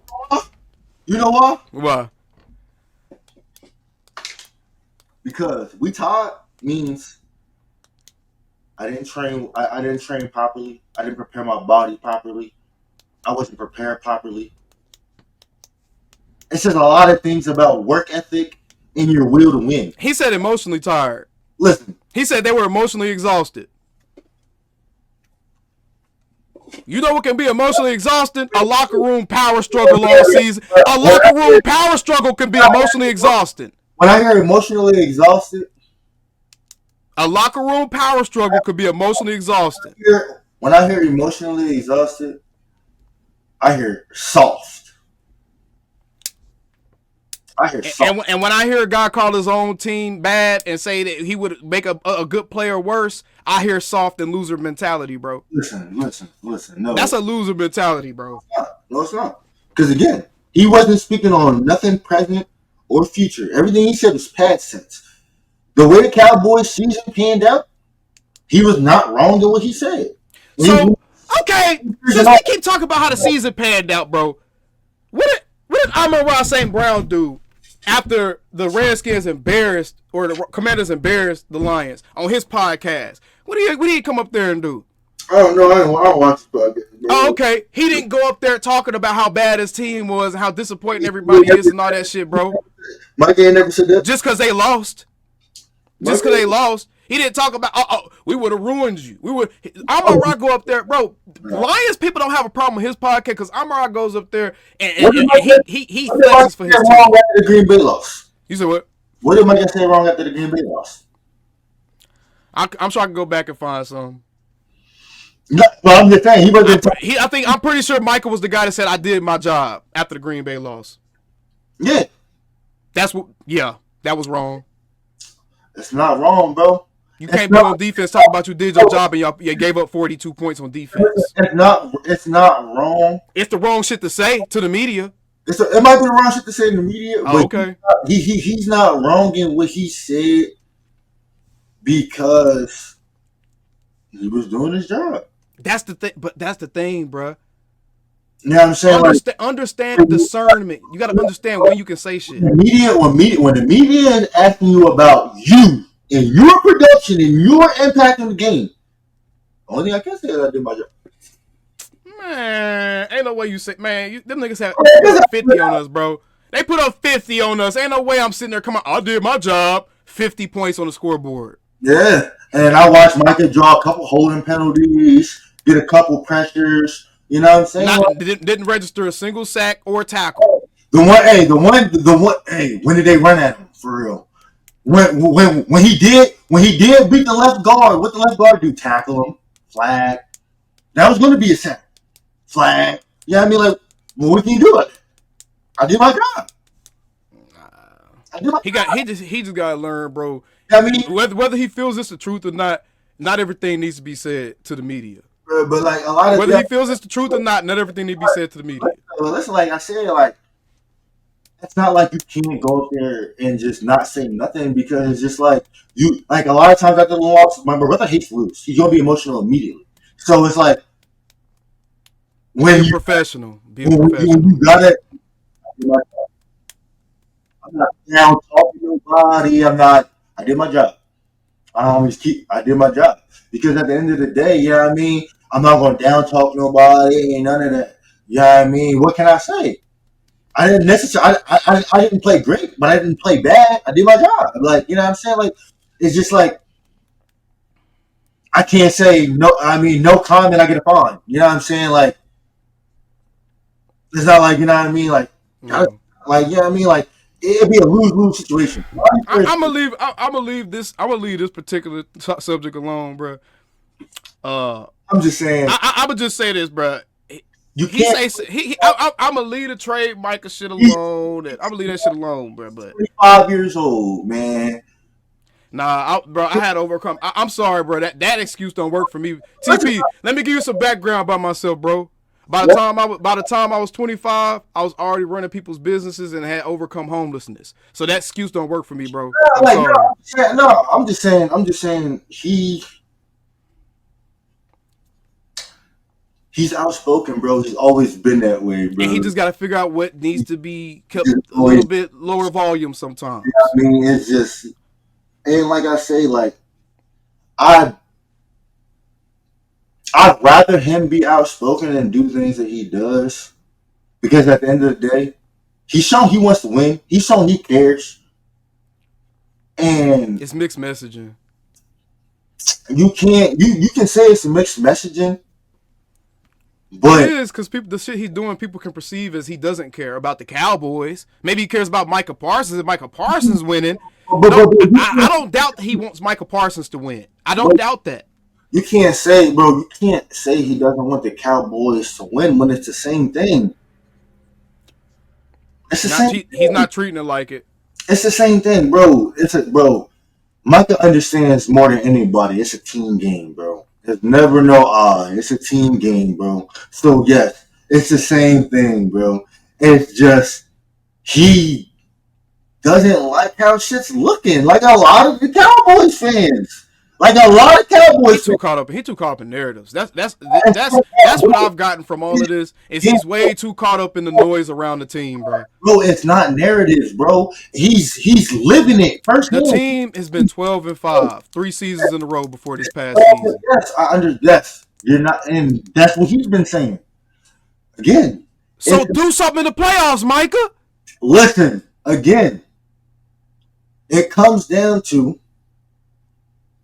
look at what's going on. Micah's about to be on DC number 3 in 3 years. You're fucking with him. He's not the only player going through that. Again. And the Cowboys ain't the only team going through that. Again, listen. When you're a player like Micah Parsons, that matters. Your coach has to, your defense, the guy that they bring in has to be able to utilize you and use you in the right ways. That matters. He's not your average defensive end. He's undersized, and you have to really be creative to really get the most out of him. He knows that. So he's letting you know, like, okay, I understand. He's been letting the front office do what they do what they're supposed to do. He's been worrying about football, but now it's getting to the point where I've been worrying about football, but y'all not worried about me. Y'all not worried about me. You're not, like, again, it don't matter. It don't matter if you don't listen to his input. At least ask for it. What do you think about this? You think they actually listen to Dak? No. What do you think about this? You know what I'm saying? Like, you know what I mean? When a player feels involved, you gonna, you know what I mean? He'll feel a little bit different. But if he feels he's not even involved, and you want me to be this type of leader and do these things, treat me that way. You can't ask for one and not give the other. You know what I'm saying? Like, that's interesting. You want him to be more responsible, give him more responsibility. That's an interesting take. You know what I mean? Like, it works both ways. I promise it does. It's the same way in real life. If you never wanted to be a dad, never had no responsibility, I guarantee you, if you any type of real man, when you had that kid, you learned some responsibility. Facts. Yeah. You know what I'm saying? Like, facts. You know what I mean? Yeah. It's the same way. You know what I mean? Like, he's still learning. But at the end of the day, like you see a player, he wants to be great. He wants his team to be great. You know what I mean? It goes 1-1. 1-1. I swear to God it does. You know what I mean? Because yeah, Right. he wants individual success like anybody else does.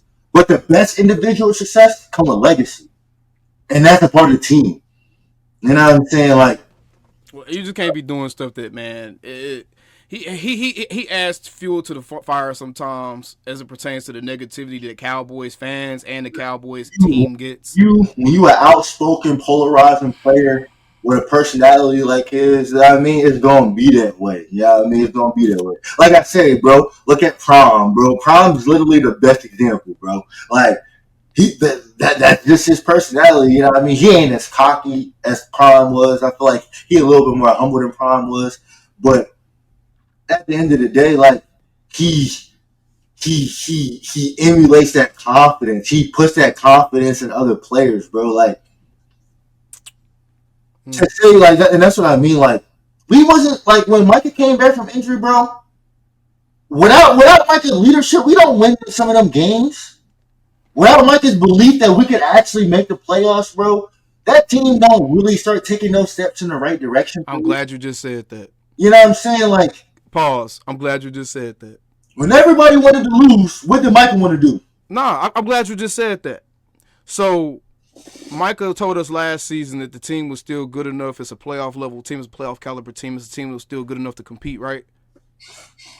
Did he tell us that? Yeah.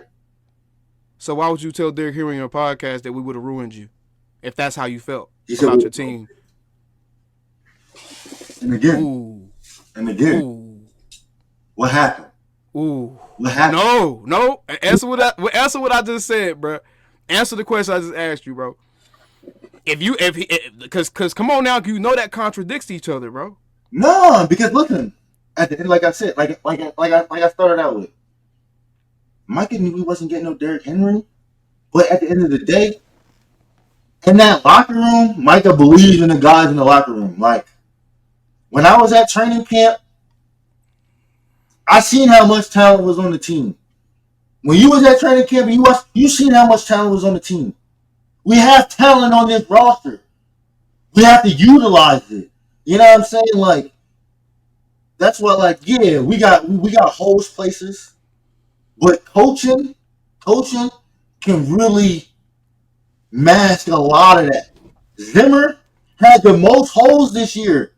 But when Micah came back from injury and, you know what I mean, they started playing camaraderie, you know what I mean, with camaraderie and playing their assignments, we seen a lot better defense without the names. You know what I'm saying? Good coaching can mask a lot of shit.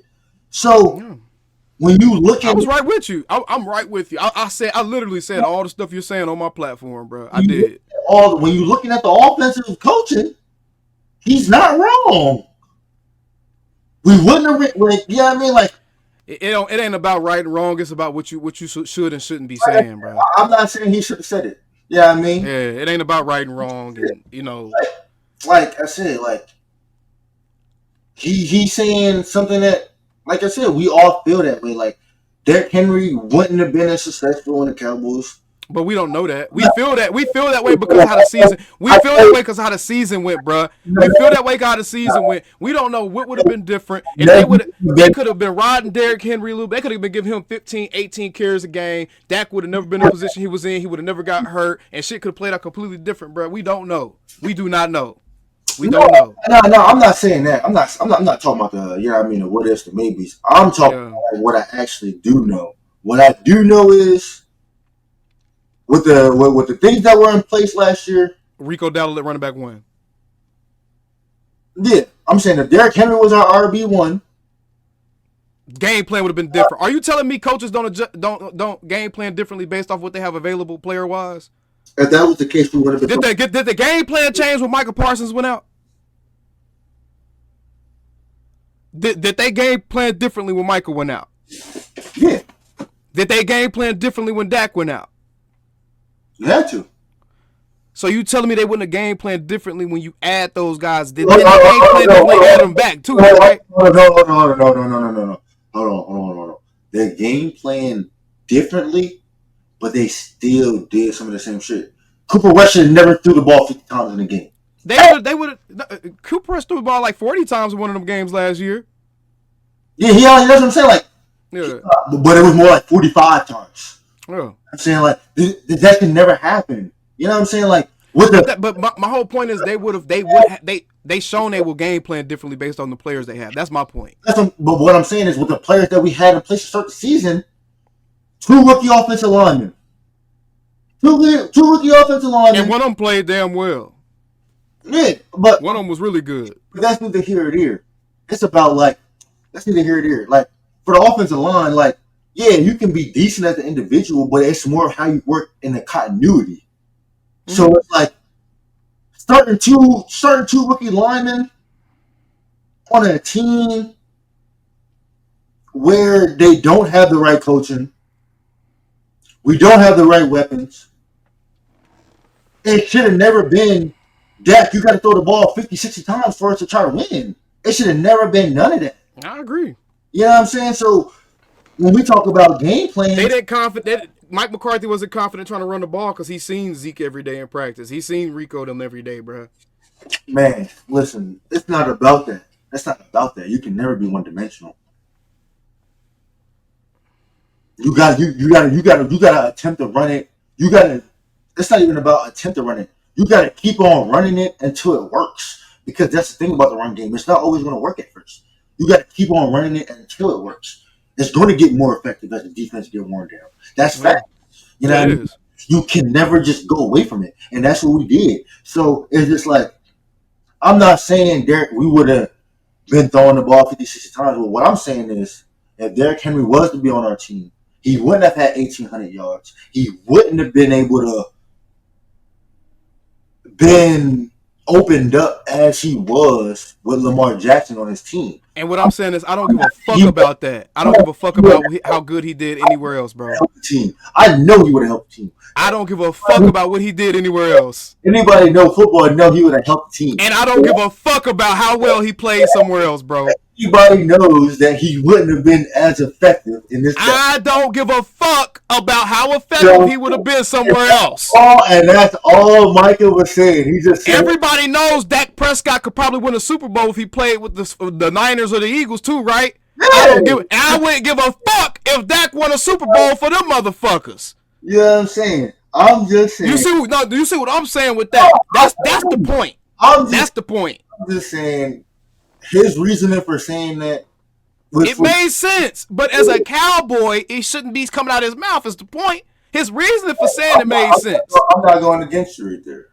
I'm about to say his reasoning for saying it made 100% sense. Okay, I will concede that it made sense as a Cowboy. It shouldn't have came out of his mouth. That's all. That's all I'm saying, bro. That's all I'm saying. We can. I think that's about as a middle of a ground as we gonna come to on that topic, bro. Real talk. Real talk. It's just I just want people to know that, like, there's never no malice, ill intent, or anything that's coming from what Micah be saying. He's just keeping it real. Would you rather that person keep it real with you always? I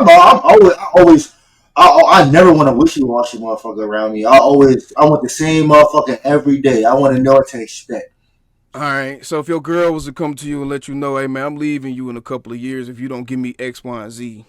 How that make you? How you make that? I'd rather that. You hear me? Nah. Oh, listen. Hey. Listen. Hold on. Hey, you better be down for me while you with me. Hold up. Listen. She is down with you. That's why she's telling you. She's telling you that because she loves you. She's telling you, if you don't change, I gotta go. Because if you don't change, that means you don't love me for real. You know what I'm saying? So if you don't change, I gotta go. Because I love me. You know what I'm saying? Like, you gotta give to get. You know okay, that was a bad example because that's not what happened. No, that was a bad example. That wasn't the situation. That was a bad example. But here's a better example. How would you feel if your girl, you run a business, you own a business, how would you feel if your girl told somebody that they shouldn't shop at your business because, you know, you right now you still trying to get your shit together, you still trying to get it up off the ground, it's not really super organized just yet, so they shouldn't support you just yet. How would you feel if a girl did that? That's a little different. That's a little different. It hit different, don't it? Nah, you got like. It hit different. Because in that example, Micah would be the girlfriend. No, and the Cowboys would be trying to get their business off the ground, and then the girlfriend telling people like, "Hey, the business." But no, listen, it's like you gotta say it like Walmart. Walmart, the Cowboys national brand. Like, ain't nothing that's gonna really fuck their brand up besides what they're doing right now. Not winning. Oh, not if the CEO of Walmart was to come out and be like, y'all don't need to buy meat from here because our meat is cloned and it's gonna fuck your stomach up. You don't think that'll fuck Walmart meat protein sales up? It would. It would. But you know what? I'm gonna love that CEO for saving me. And I bet that CEO get fired. Yeah. Okay. But listen, in Micah's defense, in Micah's situation, he's not telling nobody don't come here. He's not saying that. Okay, I'll accept that because he didn't say that bar for bar. That was me more so kind of like, that's what it sounds like. You know what I'm saying? But he didn't say it bar for bar. If anybody gives the big sign, don't come here, it's the Dallas Cowboys organization. Nobody else. If anybody gives that big bleeping sign, do not come here, it's the Dallas Cowboys. How? Because they just paid Dak $60 million. Did they just pay CD 35? Hold on. Yeah. Didn't they pay Zeke money that they should have gave Zeke ass? Listen. Yes, that's all fine and dandy. But look what they had to go through to get that money. Yeah, they got it. They got it and they got more than everybody else. They got it and they got more than everybody else. Look what they had. They got it and got more than everybody else. Look what they had to go through. They got more than everybody else, TP. Listen. Okay. Like, I think it's some real diabolical shit. Don't get it fucked up. I think it's some real diabolical shit. Because, yeah, they did that. But look at how they had the fan base treating these players. Yeah. Oh, they got $60 million. We can't do nothing. Those are dumbass fans, bro.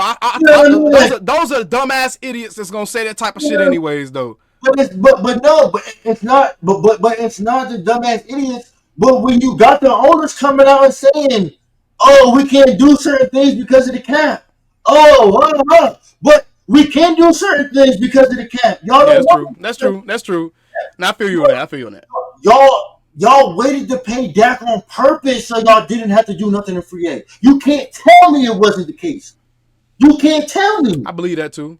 They did that shit on purpose. I believe that. No way. I believe that. They waited all that time on purpose so y'all can have the excuse not to do nothing in free agent. And you think that doesn't annihilate the players, bro? You think that doesn't turn the fan base against the players? Like, you know what I mean? Like, yeah. Who wants to be a part of a fan base like that? Like, for real. Yeah.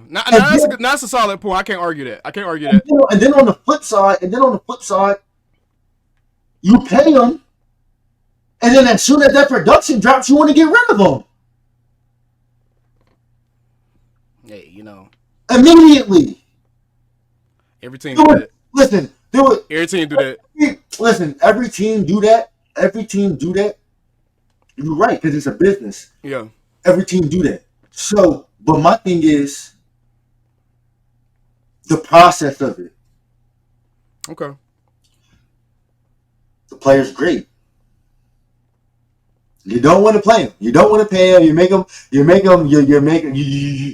wait an extra year or two before you really want to pay him. Before you decide that you want to pay him, then you want to pay him when you want to pay him to give the fan base to give the fans an excuse of why you can't do nothing in free agency. So then it turns the fans against the players. So then when the production drops, because they don't have the talent around them. And now the defense can just key on them and take them out the game. Now, when the player isn't performing to their contract or their expectation, now you have all the justifiability to get rid of him because now you done turned the fans against him. So now when you get rid of a Dez Bryant, when you get rid of a Zeke, when you get rid of DeMarco Murray, when you get rid of a Miles Austin, Terrence Williams, anybody. All them dudes you just named Cowboys fans still love outside of DeMarco. Yeah, I mean, all them dudes you just named, they still got amazing followings. Niggas don't fuck with Zeke, bro. Niggas ain't fuck with Dez like that though, bro. Nah, bro, Dez still is loved in Cowboys Nation. Yeah. Dez is loved, but when niggas got rid of Dez, it wasn't no cry. It wasn't no cry for Dez. It wasn't no, oh, why are we doing this? It wasn't, and then we didn't have no answer. It's not like we. Well, that's because he was hurt though. That's because Dez was hurt and shit. So yeah, but like, yeah, you know what I'm saying though, you gonna cut him when he down. Yeah, I mean, we didn't even try to really habilitate him, nothing.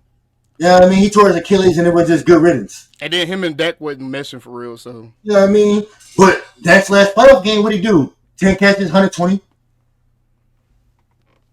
Yeah, I mean, it's just like,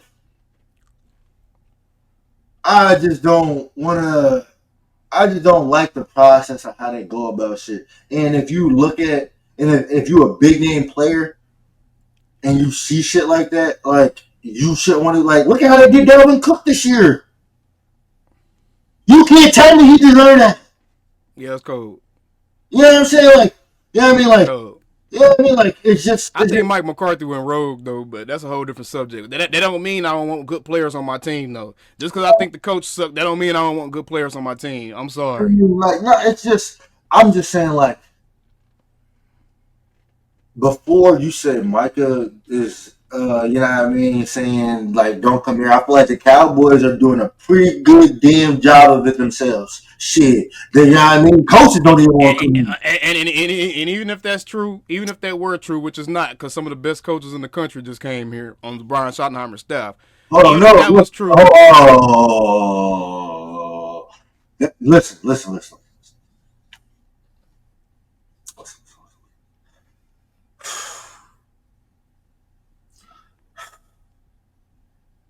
I gotta collect myself because I can't believe you just said that crazy ass shit. Who was the hottest niggas in the game?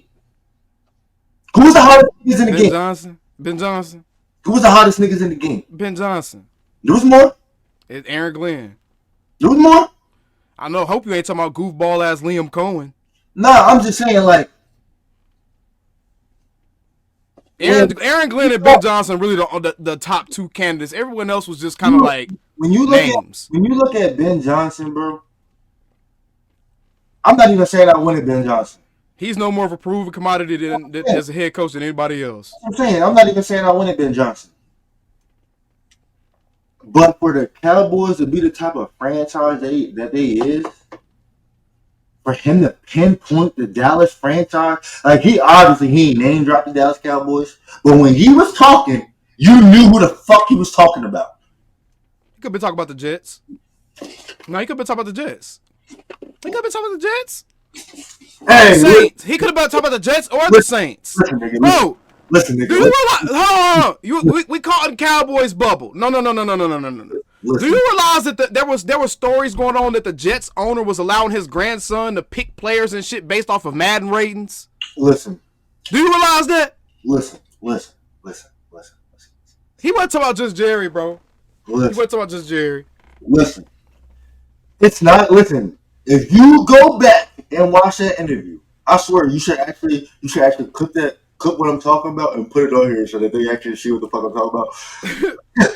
But if you go watch that interview, you cannot tell me he wasn't talking about the fucking Cowboys. For the simple fact of he put this part in there right here. He put this part. He says, I want an organization that know where they went wrong and willing to admit it and change. The Jets, the Saints.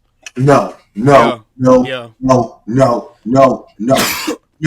Because that was part of what Aaron Glenn did with the Jets.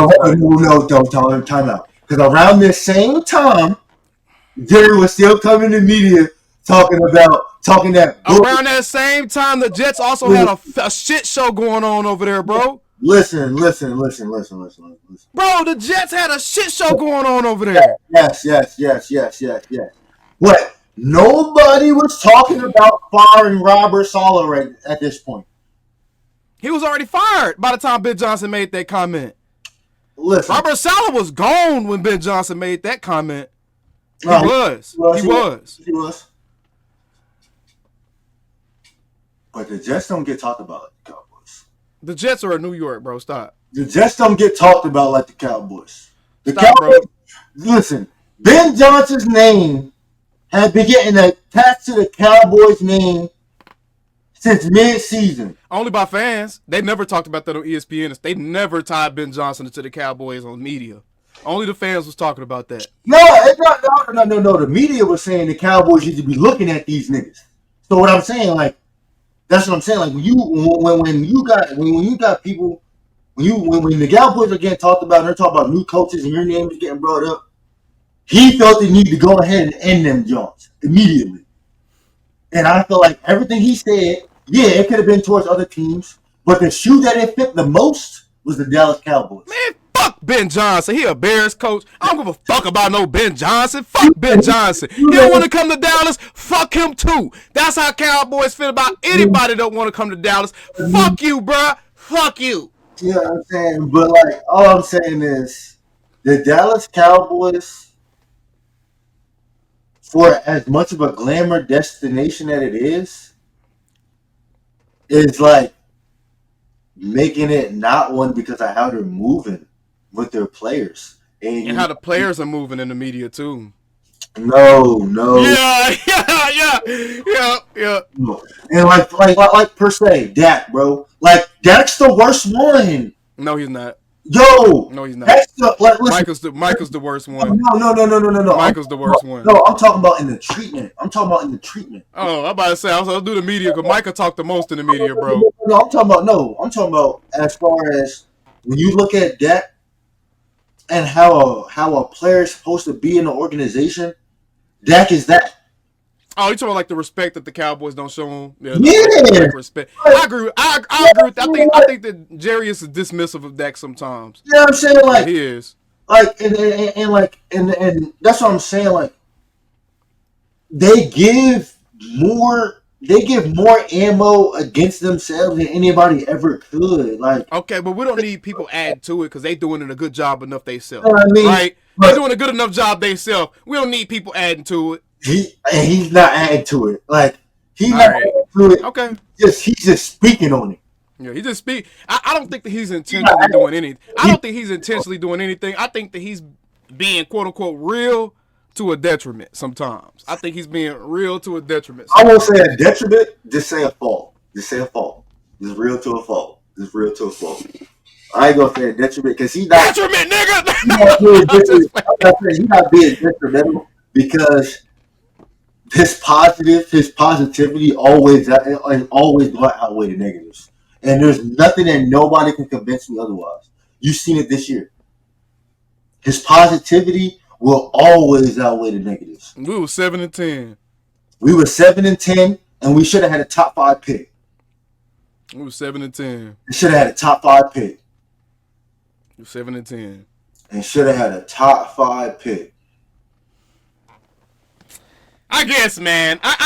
Okay. I guess we're gonna wrap this one up because I mean, like I said, we can link back up again and go live and shit. This wasn't to persuade nobody. This was the conversation. Giving you both sides. I'm trying to give you, you know what I mean, just a little inside scoop. Yeah. You know what I mean? Just of like how, you know what I mean, Micah be feeling. You know what I mean? I can't really say everything. And you know what? I would say this. You coming in, you talking to me. This is what you've accomplished today. You've made me sit back and say, okay, I don't think it's malicious. I don't think he's trying to do it on purpose. And I can understand the intention behind what he's doing. Okay? But I still think it's the wrong methodology. You can look at Dak and say you could be the utmost professional, and they still gonna play with you. They You still know what I gonna mean? play with you. They still gonna play with you. It don't matter which. They still gonna play with you. Like But Dak ain't never said nothing that you could tell be me perceived as a negative on the Cowboys organization, though. he doesn't. But I'm really starting to feel like he should speak out a little bit. Like What is not that gonna help, though? I wish I like don't like that mentality, bro. Fans I'm want not, these I'm not dudes to saying, do that shit, and it's not gonna work, bro. It's not. listen. It's not. It's not. I'm not saying disrespect. I'm not saying none of that. But Did he do that already? Hold on, but didn't Dak already did this? Is Dak not the only active Cowboys player who's ever come out in the middle of a season to say the front office is fucking with the coaches too much? no, Didn't Dak already do this? obvious fuck he did that shit. I did. That's what I was like. That's what I And was what happened after that? nothing. No, not just nothing. What happened right after Dak did that, bro? Refresh me. Mike McCarthy came out and made that man like a liar. Yeah, bro. The only thing I don't like about Mike McCarthy this year is because he was trying to play both sides. Like he'll be out. Yes. He'll play both sides. Like that's what I'm saying. Like don't be wishy-washy. Give me the real one time. Mm-hmm. You can tell sometimes Dak tried it. Dak tried to do that, bro. He tried to do that. like he gotta be more. He gotta keep that stance. He gotta keep that stance. I don't see how that benefits him. I don't see how that benefits him when he did that. He got killed. He got killed for that shit, bro. He got killed for that shit. It's not going to benefit him. It's not going to benefit him. But look, like it's not going to benefit him. It's just to say that I'm not all the way with everything that they're doing. Like, yeah, I got to let them do their job. So just to distance himself from the team? No, not distance himself from the team, but make it known that you don't agree with the team doing. Not make it known your needs, your wants, and make it known that you don't always agree with what Jerry be talking about. And he does that all the time. No, listen. And in that same interview we talking about, he actually said he needed a run game. No. He said that. Yeah, that's what I'm saying. Like, it's certain things that he does do, but like it's like in the same breath, he would say, "But we're not far away." Obviously, I believe that we're not far away. Yeah, I mean, he should believe that we're not far away. So why the fuck wouldn't he say it? Nah, why the fuck would he lie? Why would he lie? Why would he lie? Well, you can look at the record and say that historically speaking, Dak Prescott has no reason not to believe that they're not close to the Eagles. Listen, because it gives like you like I understand the question was about the Eagles. But when you say that we're close, and it kind of creates that false narrative. It kind of creates that false narrative that like he believes that we're not that far away from a Super Bowl, and they probably don't, bro. They probably do believe that. When healthy, all them dudes in the locker room should feel that way. They were 12-5, 3 seasons in a row, and retired Tom Brady. Listen, the locker room should feel that way. Not Jerry and Steven. The locker room should feel that way. So Jerry and Steven blind now. So they blind. They don't know what team they put together. They don't know what players they have. Nah, it's not about that. Like that's what I'm saying. Like that's what I'm saying. We as fans try to sit here and separate reality. No. Stay with me. Okay. I understand what we have. They understand what we have, but also understand what we need. They know that. Yeah, I mean, like they know that, bro. They know that, bro. Do they? They know that, bro. Do they?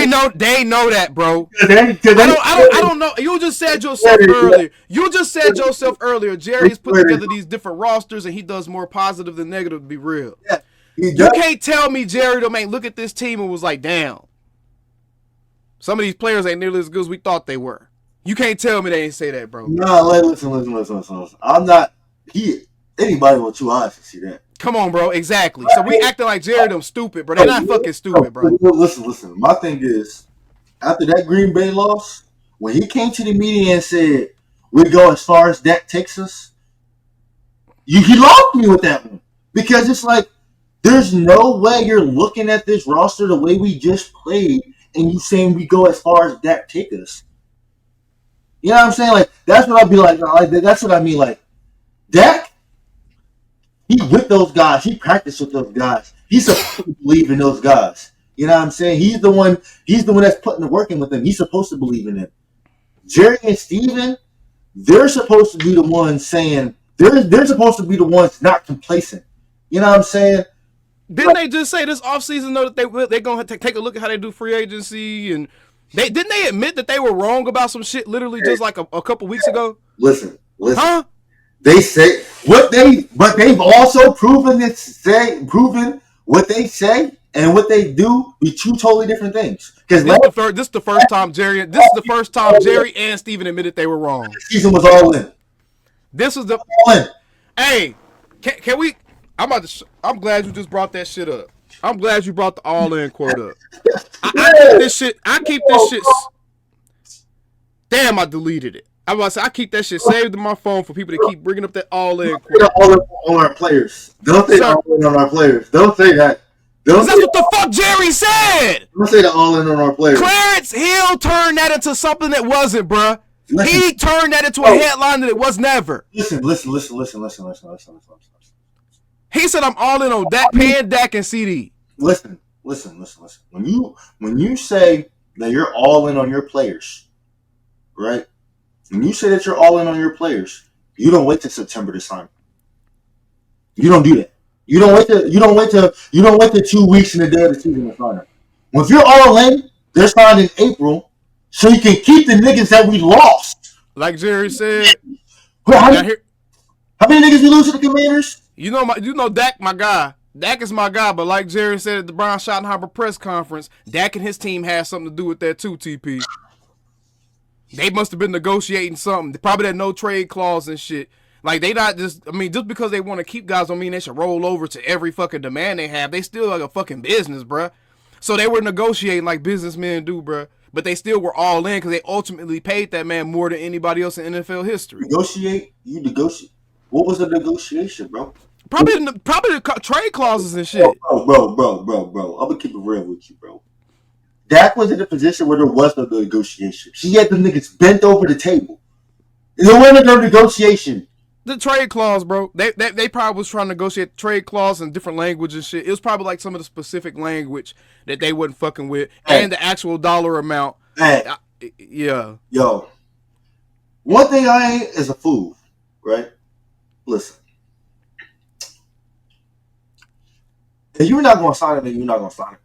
If you're gonna sign him, you're gonna sign him. If you know you're gonna sign him, you sign him. Period. If there is like that rookie year, they had negotiations.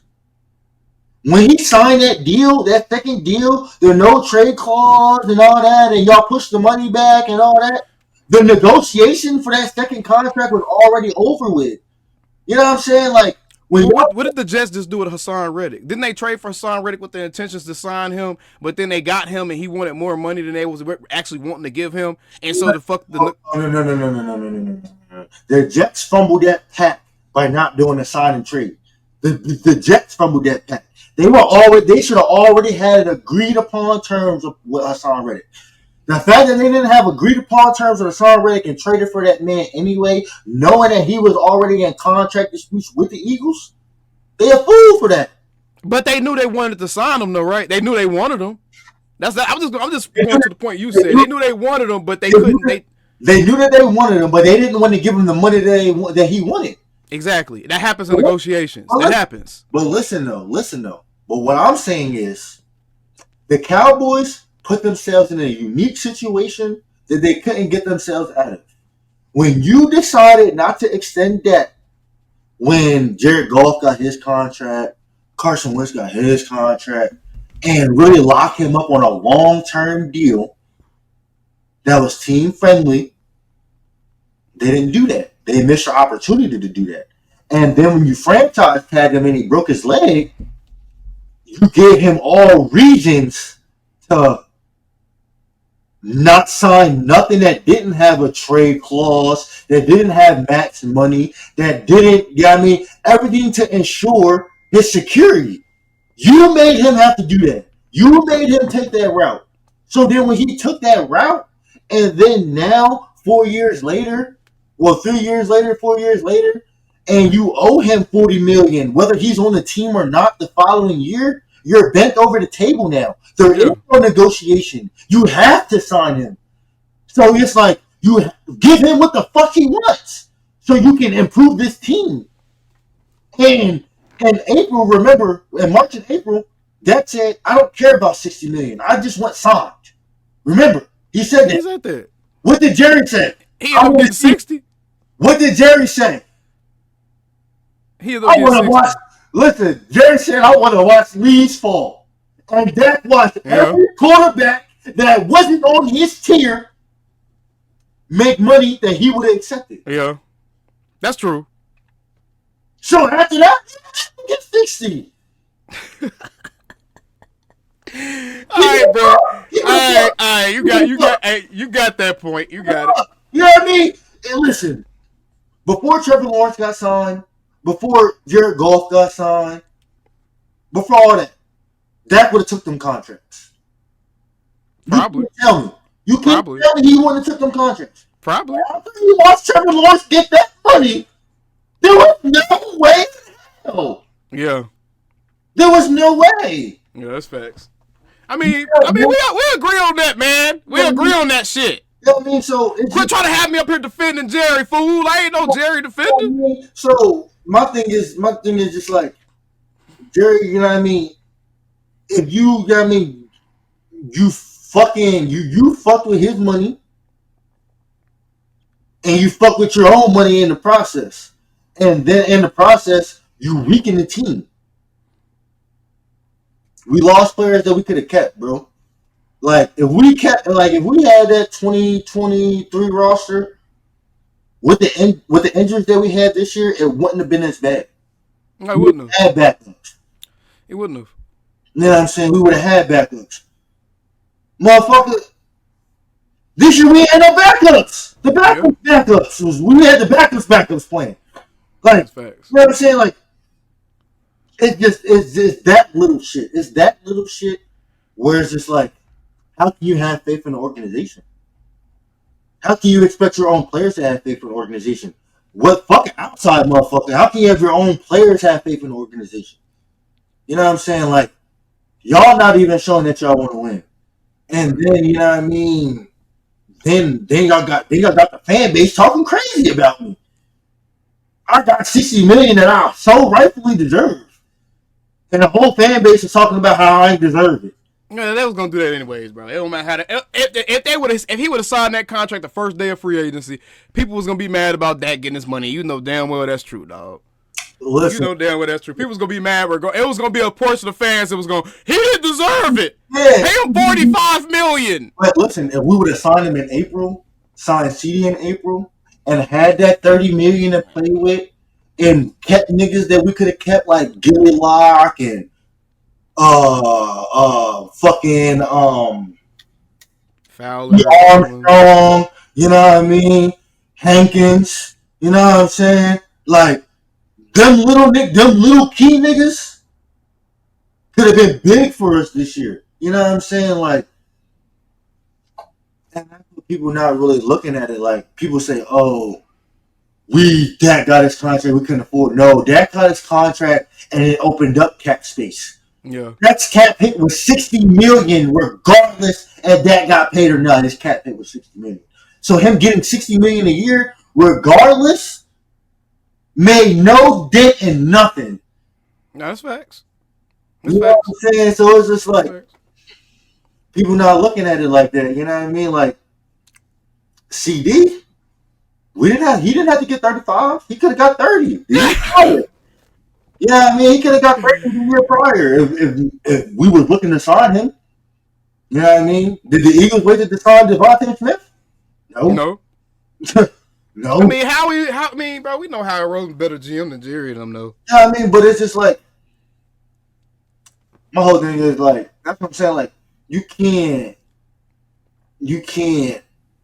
have it both ways, man.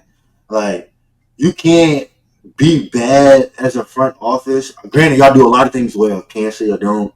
but you can't do a lot of the major shit bad in terms of cap and how you treat your players.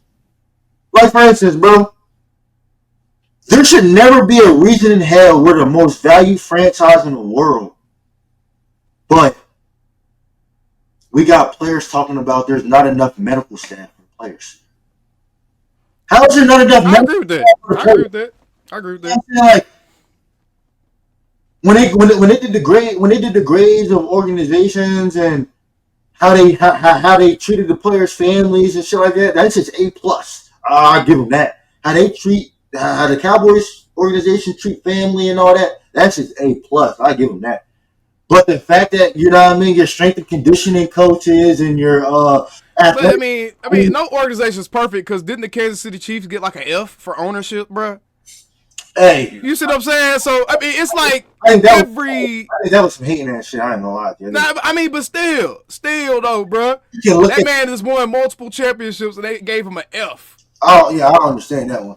But at the end of the day, you know what I mean, we don't know what goes on behind the scenes. You know what I mean? Right. And we don't know that for any team. So we talk about how bad Jerry is, but truly we don't know how bad some of these other owners are treating it. Matter of fact, we do know that Jerry actually is one of the better owners as far as how he treats his players compared to some of these dudes. In terms of not in terms of getting any money. I mean, That's the only thing you can say. Like when it comes to money, he pays them though. Like it might not come as quick as we feel like it should, but he pays them. Jerry has paid every one of his star players, TP. Yeah, I know that. I be saying that shit. I be saying, yeah, like come on, man. Like that's my main argument, and I know they go inside Micah.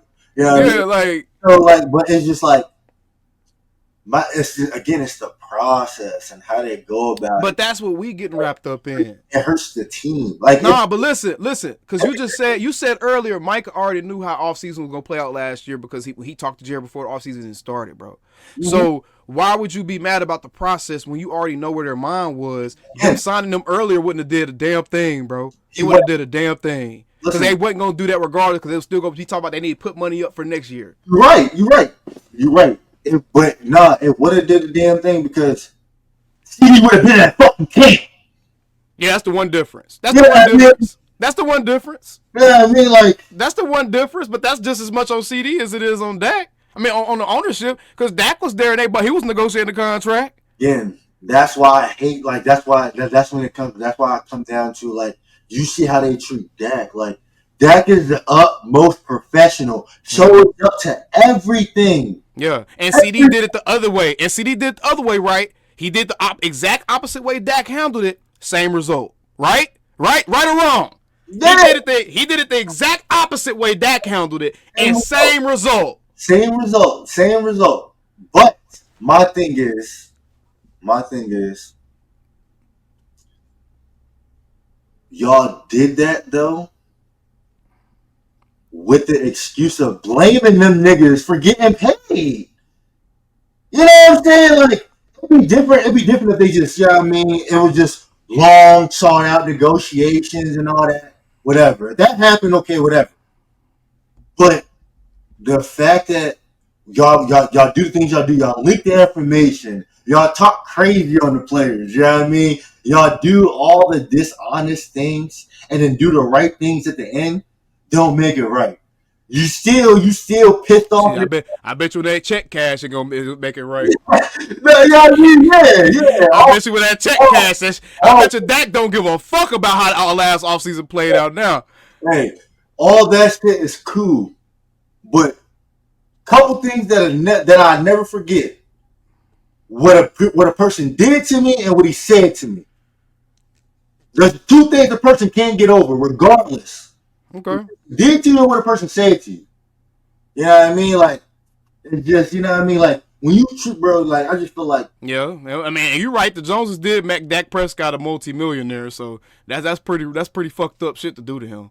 Hey, he was a multi-millionaire before that. But it's just like, how you go about it, bro. How you go about it matters. I feel what you're saying, bro. I feel what you're saying. Nigga, we about to have a whole marathon on this motherfucker. We need to end this show. Out of 32 quarterbacks, Dak's the only one that would have showed up to training camp this year. Facts.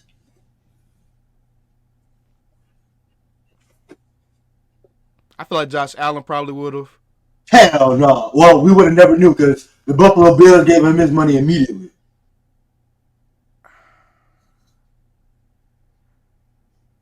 I feel like Trevor Lawrence was there while he was negotiating. Trevor Lawrence got paid pretty early. But he was there though. He got paid during the train like in OTAs or some shit. Yeah. Yeah. Yeah, I don't know. That's interesting. We can look into that. But either way, bro, appreciate you coming on here, talking to us about this whole Micah Parsons thing, all this crazy shit going on. I'll leave bro alone until you say some more crazy shit. Then I'm gonna come on here and say something about that too. So I'm gonna leave bro alone. I'm gonna stop. I'm not mad no more. I'll leave it in this week. I'm gonna leave it alone. But I'm watching them. Now. Cause now I don't know how to feel, bro. I don't know how to feel, TP. The criticism, I'm never going to knock the criticism where it's warranted. You know what I mean? Never going to knock no criticism where it's warranted. If you have base in your argument, I'm never going to disagree with you. I'm always going to say you're right, you got it, I can't argue with you there. My main thing is you can never question his competitiveness, drive to win, his will to win, and how much he cares for his teammates, man. Okay. Those are things that you can't question, bro. You might even be able to question his leadership to a degree, but even then, when it comes to on the field and leading his teammates and making sure that he's prime example A to follow, I'm gonna go hard. He's that. Okay. I mean, that's not the part. I don't have a problem with Micah Parsons saying none of that. You know what I'm saying? So I agree with you. I agree with that. I think that's factual. I agree with that. I don't have a problem with him as pertains to that. It's just like, damn, bro. I think just be a Cowboy, dog. Just damn, be proud to be a Cowboy, bro. Damn. Like you call Prime a leader, bro. Like you would call Prime a leader of men, leader. Now Prime now? Yeah. Now in today's age. Yeah. Yeah, today, yeah. And he's still the same way for real. He got more. I wouldn't have considered him the leader of a team back then. I wouldn't have considered him a leader of a team back then. There was other guys on those teams, both teams that he played for, that probably would have been considered the leader before him. Like the outlaw player, yeah. But I'm talking about like just being like as outspoken as he is, call it the way he see it. But Prime was winning championships, TP. Like winning championships make all that shit better, dog. Yeah, it do. And I just feel like that's what I'm saying. Like, I feel like that really be what a lot of people's problem, but they think he talked too much without the production. Yes, bro. Yes. But like if he had brought Dallas a championship, bro, I'm gonna tell you right now, he could say where he could go on a podcast and be like, man, fuck the Cowboys fans. And we would be like, you right, fuck us. If we won our championship, bro, but he can say what he want to say. It's more than just his production. You know what I mean? It is. It's more than just his production, but until he has the ultimate trump card. Until he has the ultimate trump card, you can't make ultimate Trump moves, bro. That's all I'm saying, bro. That's why Dion was able to do with Dion. That's why Dion was able to get away with being Dion. Because we saw somebody try to be Dion and they ain't get away with it as long as him. What happened to Ocho Cinco? How quick they got his ass up out of there because he tried to be the dude that was kind of carried himself like a Dion. They got his ass the fuck up out of there, bro. But Ocho was a little but Ocho is still him though. Like Ocho is still him, and it didn't work for him. They got him the fuck up out the way. But his production fell off. Right. Yeah. So all I gotta say is Michael better make sure he getting 13, 14 sacks every season. Every season, Micah. Don't have 9 or 8. That's all I got to say. Yeah, like don't have 9 or 8 sacks. But like I'm saying, like. Niggas didn't have that energy for D-Law. Because D-Law never talked sideways about that. He always talked in favor. He was like, we about to go punch a motherfucker in the face. But I really don't like y'all motherfuckers for real. Like like D-Law was giving us quotes like you because he do be talking hard. He do be playing hard sometimes. Like he play hard half the time. Like there's some games we bring that shit. And there's some games it's just like, bro, like where you at, bro? Like, Micah, I can understand, like, when he getting double teamed in the run game and shit like that, you know that, like, that's kind of like his weak spot, you know what I mean? But D-Law be catching chips too. We can't act like D-Law don't be getting chips. No. I'm saying, but like, Micah made sure he got more one-on-ones, and he started getting more sacks. You know what I mean? I think what Micah, he was more of a pass rusher than he ever was before he got paid. And it's just like, that's what I'm saying. Like, I just don't understand how he could ever go on that podcast and talk about being tired of any variety. You know what I'm saying? Like, as a player, I every week I feel like, nigga, like, I feel rejuvenated every week. You know what I mean? Like, every time there's a new chance to play the game, like, regardless of butterflies, you get the nervousness, anything I was going through, nigga, all that shit was going on the field. Yeah. You know what I mean? Like, I'm trying to win. You know what I'm saying? So it don't matter how tired I am, I'm trying to win. You know what I mean? Like, even if I gotta take a play or two off, nigga, on that third play, I'm giving 100. Like, you know what I'm saying? Like, and it's just like, I'm never. Bro, we love Micah, bro. We love Micah. We just want that nigga to shut the fuck up. You'll never hear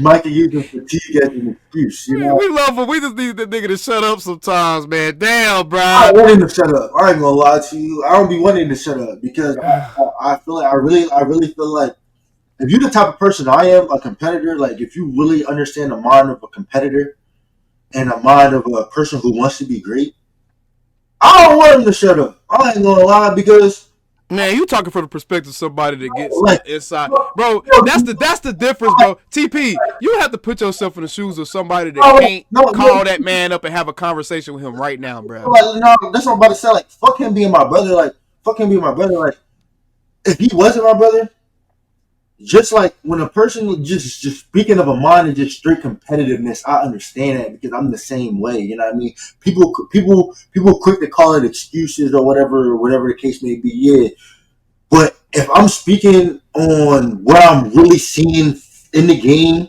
you can't call it an excuse. It's a fact. You know what I'm saying? Like, that's what I hate when people call excuses, like facts. Yeah, my only issue was the tomahawking and the Derrick Henry thing. Besides that, I mean, a lot of that shit is just Micah being Micah. But those two things, to me, kind of contradict a lot of the positive traits that he has shown.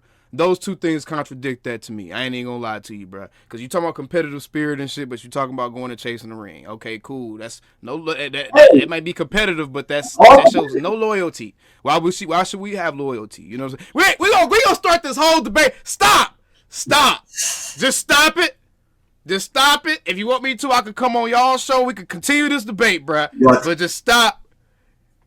Appreciate y'all for tuning in, bruh. Yeah. Appreciate TP for coming in and giving us some clarity.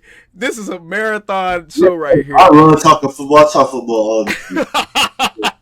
Hey, man, all I gotta say is, man, how bow them Cowboys. Calling me, texting me, paging me, asking me, am I still them boys?